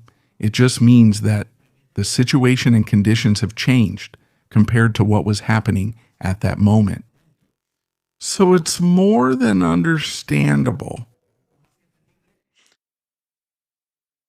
that at this moment, well, now Maria Corina is going to the White House. They have requested, Trump says, to meet with him, and he has accepted. A few days ago, it was said that Trump didn't want to meet with Maria Corina. He dismissed this, saying, "I've met many people. It's just that he met with Chelani, a guy who used to play with heads." And he shook his hand. He even gave him his cologne. That's why I said in December, at the end of November, Maria Corina, if she leaves Venezuela, she has to go to the White House and explain her plan to Trump. What is the plan for democratic reform in Venezuela? What do they plan to do as soon as possible? Not wait for there to be an attack and then after the attack come and say, no, we are the legitimate ones. Give us the power. That's not how the world works. You can see it there. I can't. I think I haven't made a mistake so far. But if I do, please, someone come and tell me. For now, things are happening just as I suspected they would. Blessings and strategies. I'm enjoying the leftist downfall. Yours, ours, everyone's, and hopefully Cuba's soon. Between the peace show and a tame Chavista, Trump chose the first, pragmatism. Well, that's your opinion. Should I include it, or is that just your opinion? Thanks for the super chat. It's definitely been a show, I'll admit that, about the tame Chavista. I think it has been an evolution. It's clear that Maria Corina doesn't share Donald Trump's politics. There are videos and statements proving it. But anyone can change. Anyone can change. Because they were convinced by interests or other reasons. I also don't think Maria Corina is a Chavista now. Yeah, we don't have to go in with an axe either. Willow, thank you so much for that super chat. Thank you for your opinion. Done. I may be confused, but Trump has no Panama Canal interests, even with Russia and China involved. Yes, in fact, there was a crisis with Molino a few months ago. At the beginning of the term, he said either remove Russia and China, especially China, or I'll invade you. The Panama Canal. And there were movements, and in the end, Panama came to its senses and said, no, our ally is the United States, which built the canal, not China. In the end, sometimes by talking, people understand each other. And if they don't, Donald Trump comes with his military power and makes you understand. Kenneth, strategies, my friend. Well, in my country, Nicaragua, you can't talk about the topic of Maduro because they'll put you in jail. They've imprisoned several people. So, strategies. I have many professional journalists who are exiled. For an interview, Kenneth, email me and we'll see what people think. It's in Northwest Cuba. We've seen it. Julian, thanks for the super chat. Northwest of Cuba? Look. Look at the P-8 doing reconnaissance along the coast of Mexico. This is not a coincidence. This is no coincidence, none at all. This prepares for what is coming and about to arrive there. And we have to keep that in mind. We need to be clear about that. Putin's 2024 video. Okay, excuse me. Anyway, I think it's significant, although I believe that in 2024, no Goronisk was launched. Let's watch it again. Let's watch it, Putin. Where is Frutin? Son of Frutin? Where is he? What we have here today is a complete mess of stories that are coming, that are happening. Okay, here it is. Let's see. Topic, Putin, 2024. What Goronisk didn't launch in 2024, it was in 2025 the first time.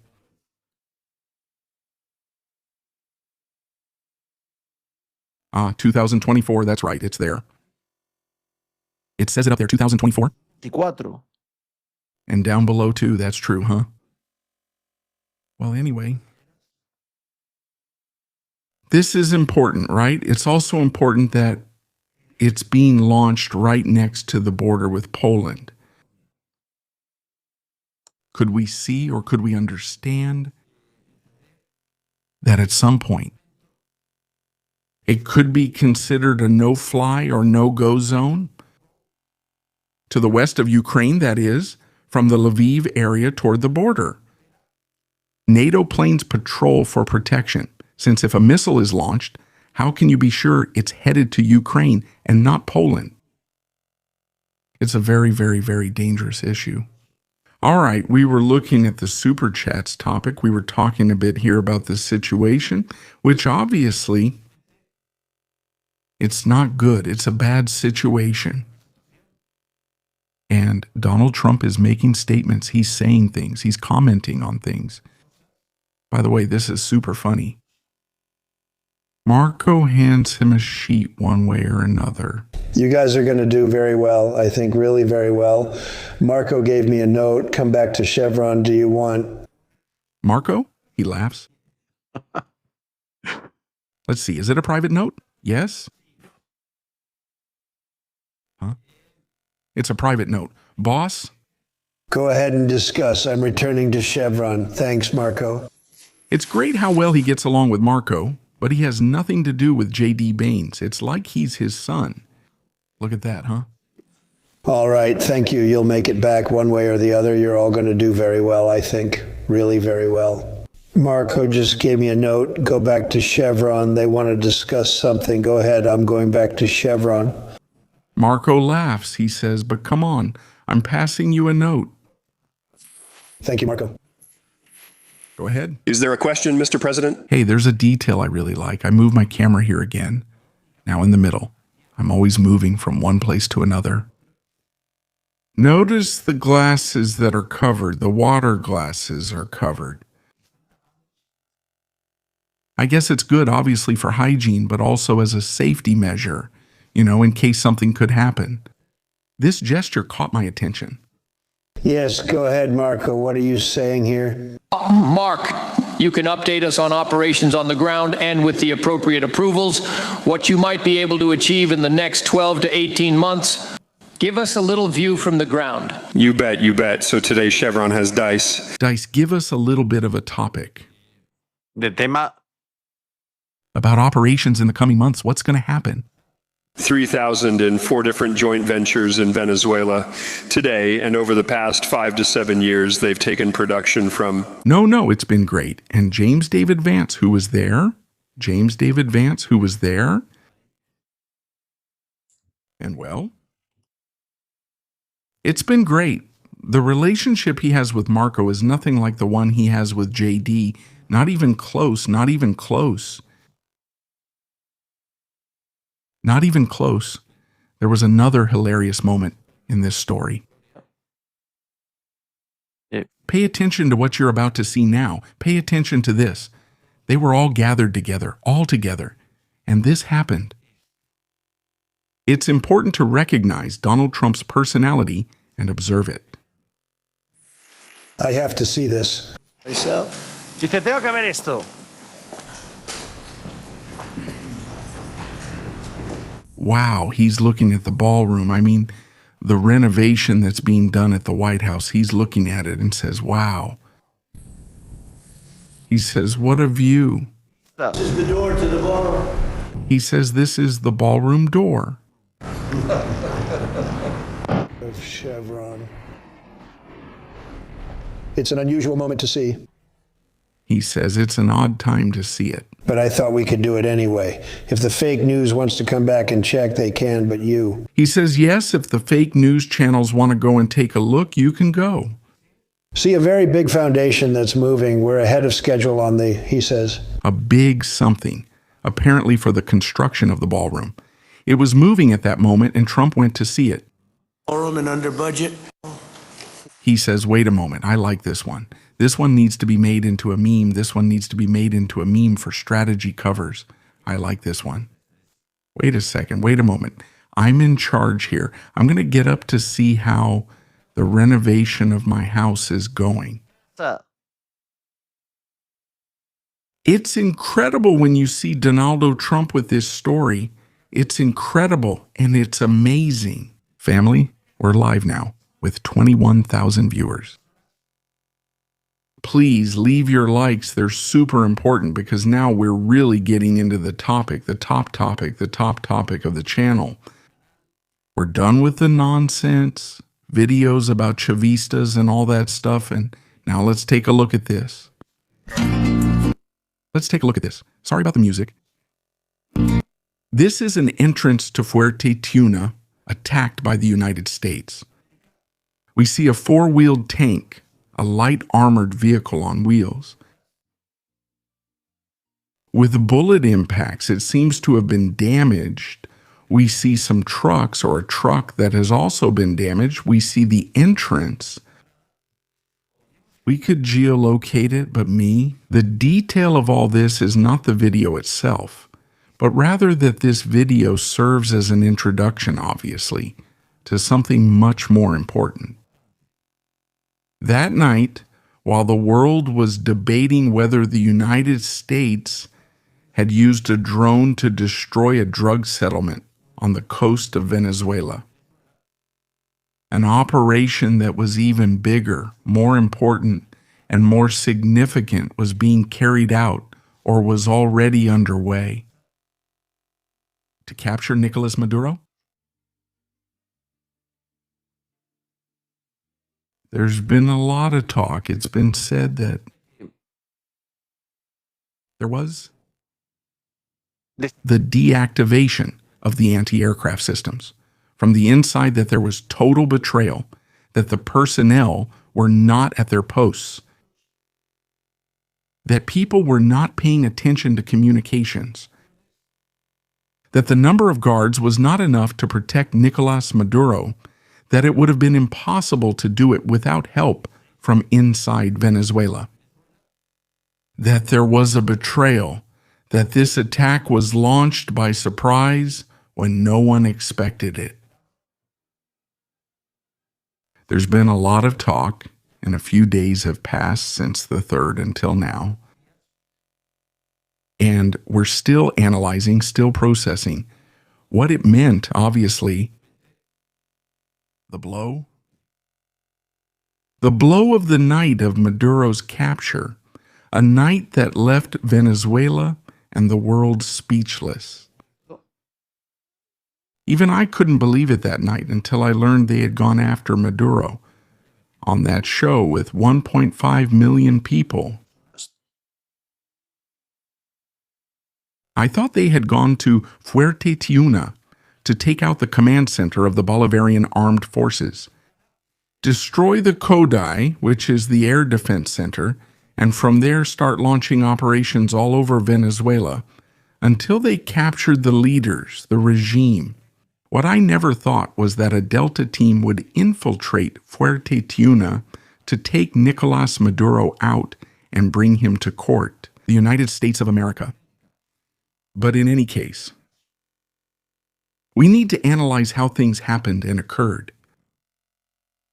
Let's see if the theory we had at the time when we did the program about how to invade Caracas, how would the battle for Caracas be? A program to which we dedicated many hours here to military strategies on this channel. To those who claim we sell illusions and speak nonsense, then perhaps by chance,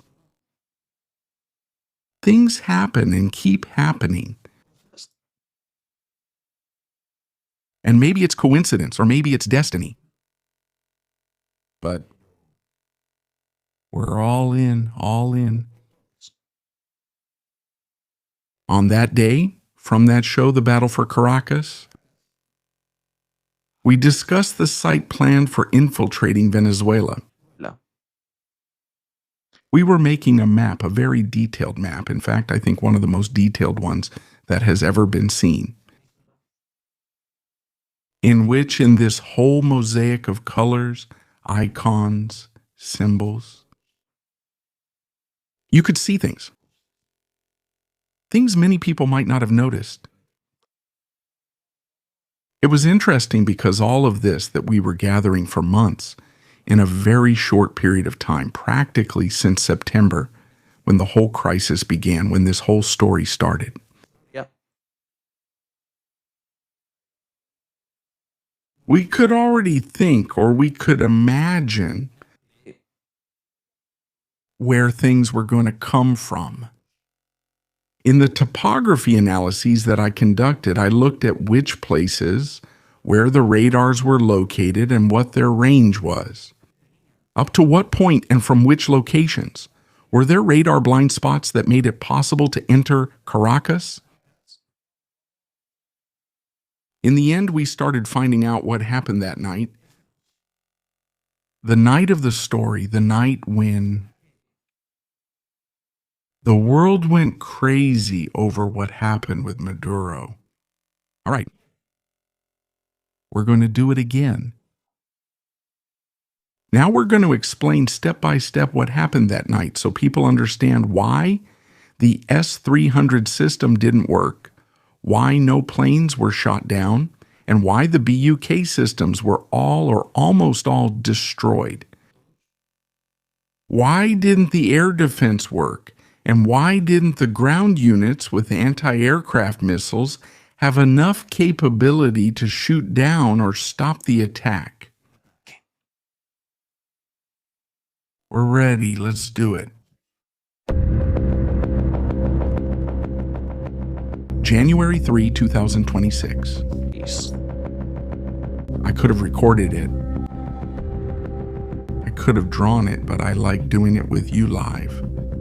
That's the essence of this channel, discovering things and understanding why they happen. That's what a real-time strategy is like. We talked about it in Battle for Caracas. That there were two options, one more complicated than the other, but both could lead to a ground operation.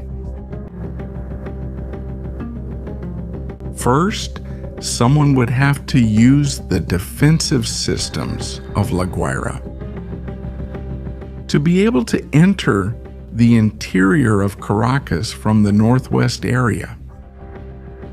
This one here, what happened is, last night, the anti-aircraft missile warehouse was broken into. Some anti-aircraft battery that had been placed in the warehouse area was camouflaged in the famous medicines he wanted to sell us. Then, in the damage assessment, the regime also attacked itself. The Marine Infantry Base's anti-aircraft systems. Here in this area as well.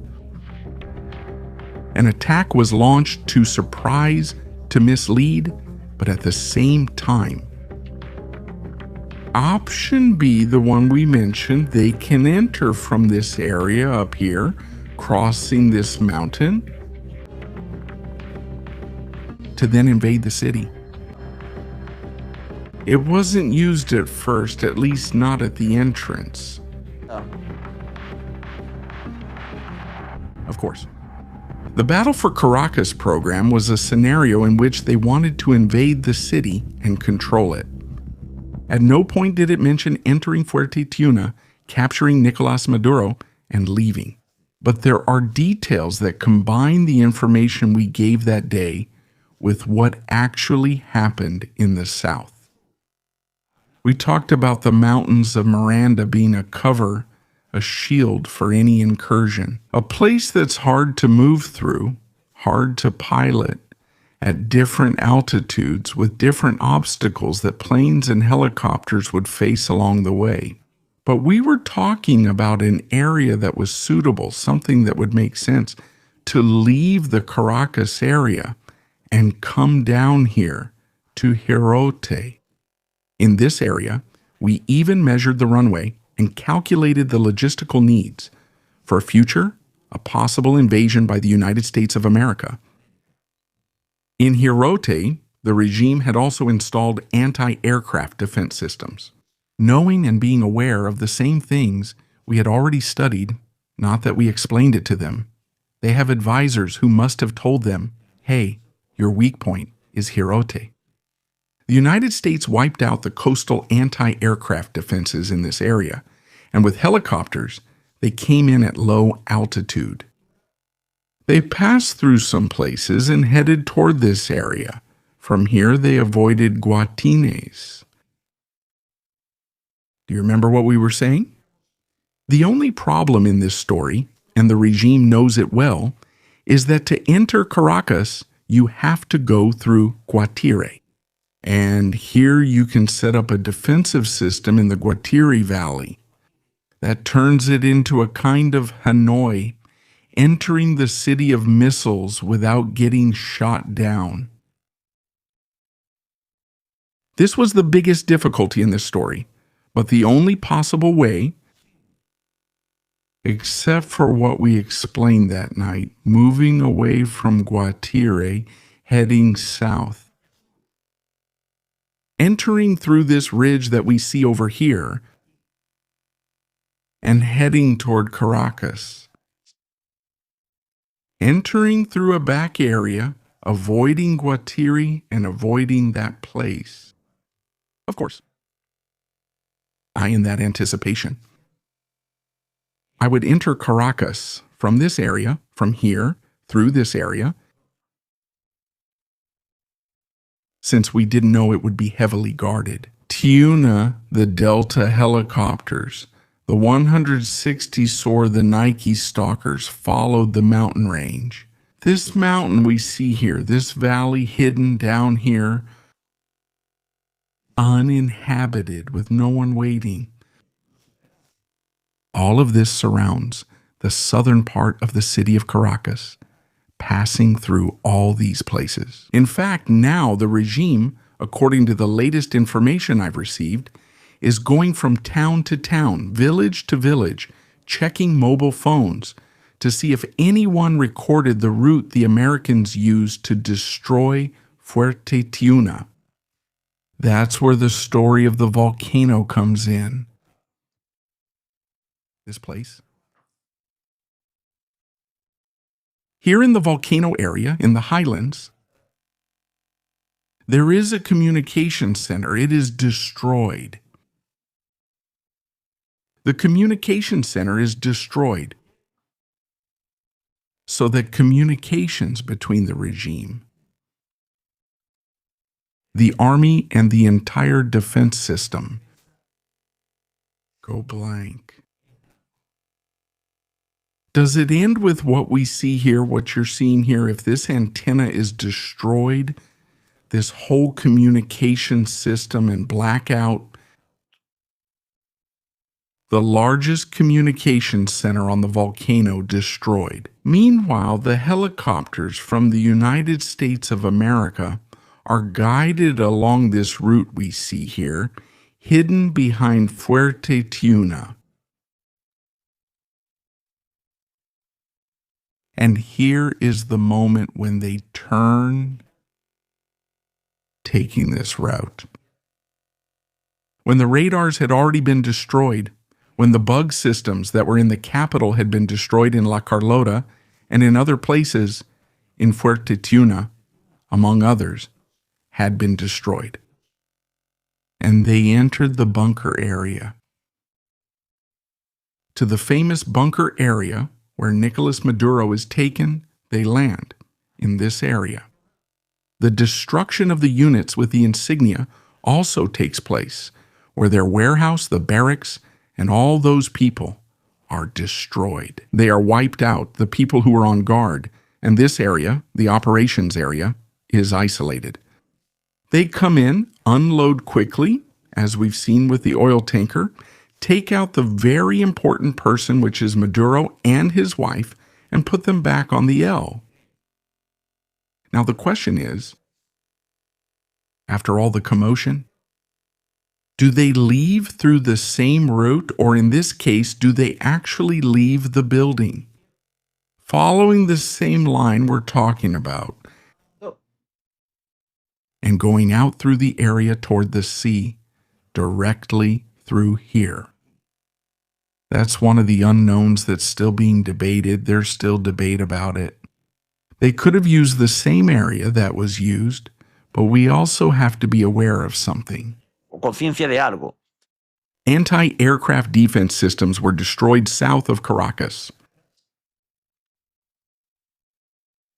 An attack was carried out at the eastern airport we see here, and we also know there was an S-300 system to the south. There is no confirmation of the destruction, but we have seen remains of anti-radar missiles launched that night against Caracas, probably or possibly given the situation of what was happening in the city. The S-300 battery operators turned off the radar. Wouldn't it have helped against the helis? Because we're back to the same thing. There are a lot of shadowy areas where these devices could fly. Do you see it around here? It's impossible for an S-300 to be shot down inside this canyon. There's no way.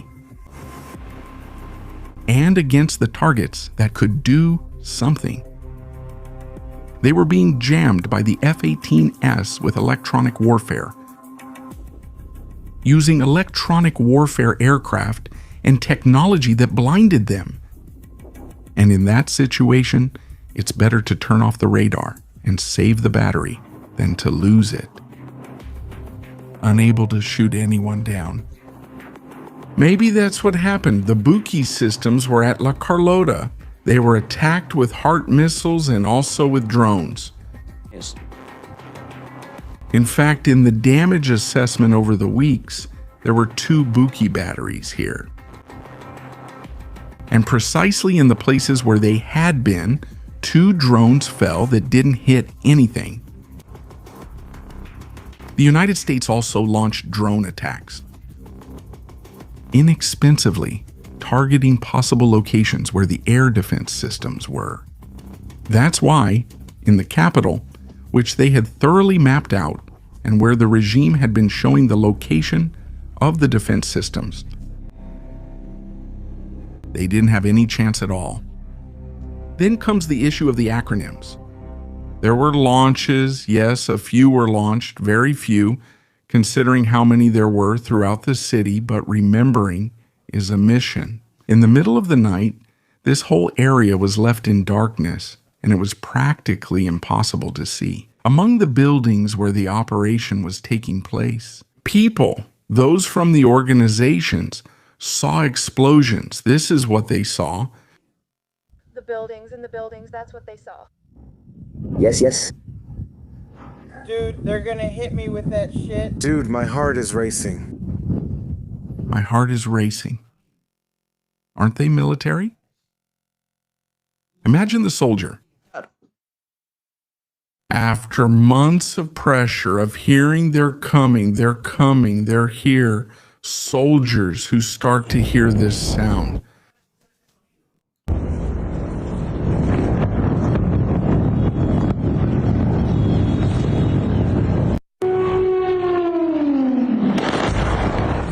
Panic, fear, loss of control, inability to coordinate. All of this added to the fact that they were given to people without sufficient training. More. The technology those helicopters had, capable of diverting the missiles with laser systems, they could divert those missiles with laser systems. They made it so they couldn't do anything. There was no way. Even so, it's clear that there had to be a leak from the inside about where Maduro was, how many guards there were, and whether it was safe to carry out the operation or not. They had to have someone in air traffic control at all times providing information about the steps Venezuela was taking to try to stop the attack.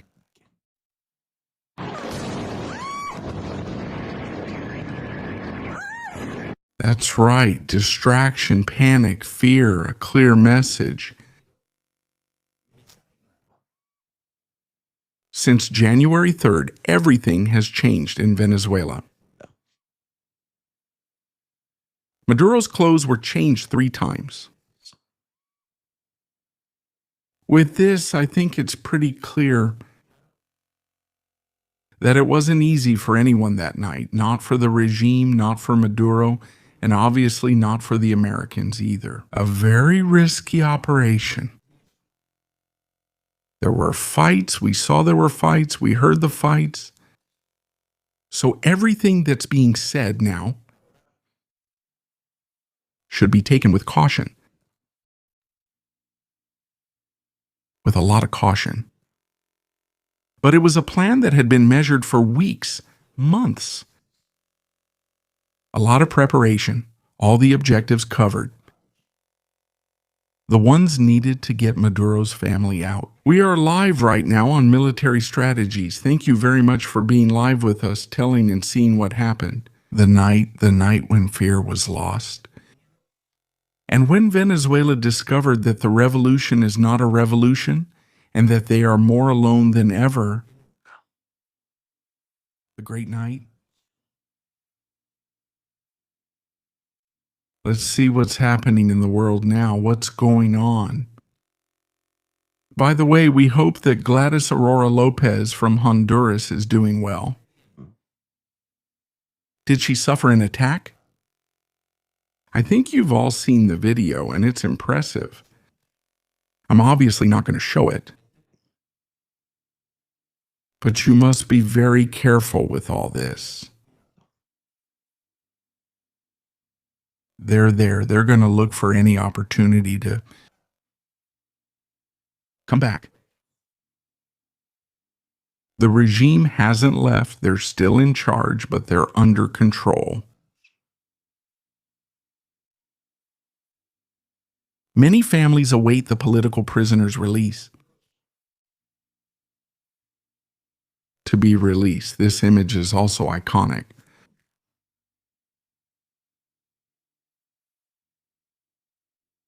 A United States C-130 landing at Simón Bolívar.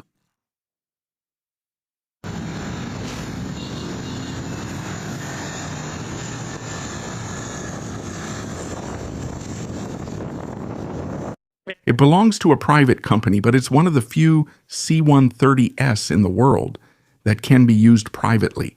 It's obviously linked to the Department of War. It's a C-130 cargo plane. And also landed in Caracas. There were some who said they wouldn't set foot there.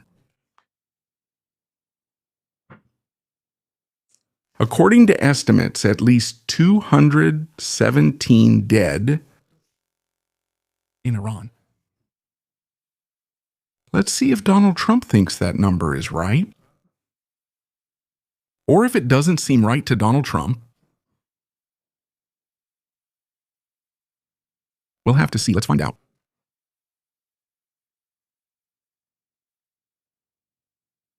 Did Delcy do the paperwork to go to the White House before Maria Corina? Or at the same time as Maria Corina? I don't know what Delcy intends to do now, shaking hands with the person she used to call the Sayona criminal. But of course, when Cabello and Pedrino found out, they told her, no way, don't even think about it. How are you going to go to the White House? Are you crazy? They're going to cut our heads off here. And besides, Trump has said, Maria Corina will be at the White House on Tuesday or Wednesday. Tuesday or Wednesday. So, Tuesday or Wednesday was the moment of truth for Maria Corina. Let's hope she brings the right team of advisors to the meeting. The people of Venezuela will be extremely grateful to her for it. All the luck in the world to Maria Corina, and hopefully she leaves the yes as soon as possible.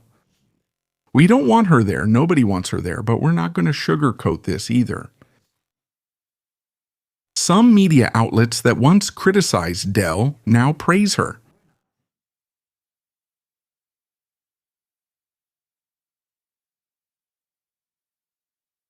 Nothing gets whitewashed here. Zero whitewashing.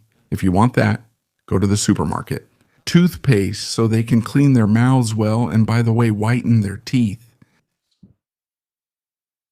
Here things are clear. What is. They still have to be detained? Yeah. And if they're not detained, will they be at some point?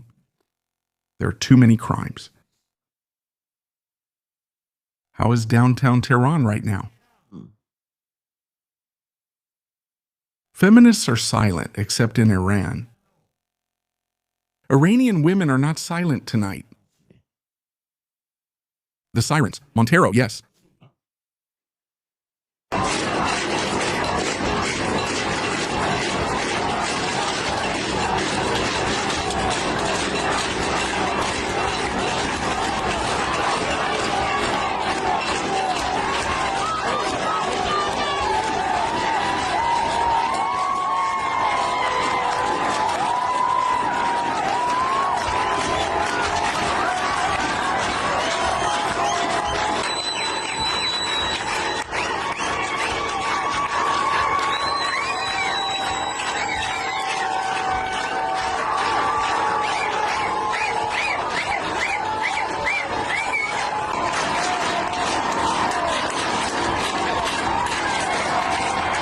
That's right. Revolution or nothing, this is truly a revolution. But not this wet story they've told the Chavistas. That's right, that's how things are. Family, thank you so much for being live with us. I think we didn't leave anything out, but if we did, we'll come back later at another time. Exciting days are ahead. Subscribe and enable notifications so you won't miss when we begin. See you in the next show here on Military Strategies, your channel, the channel of information.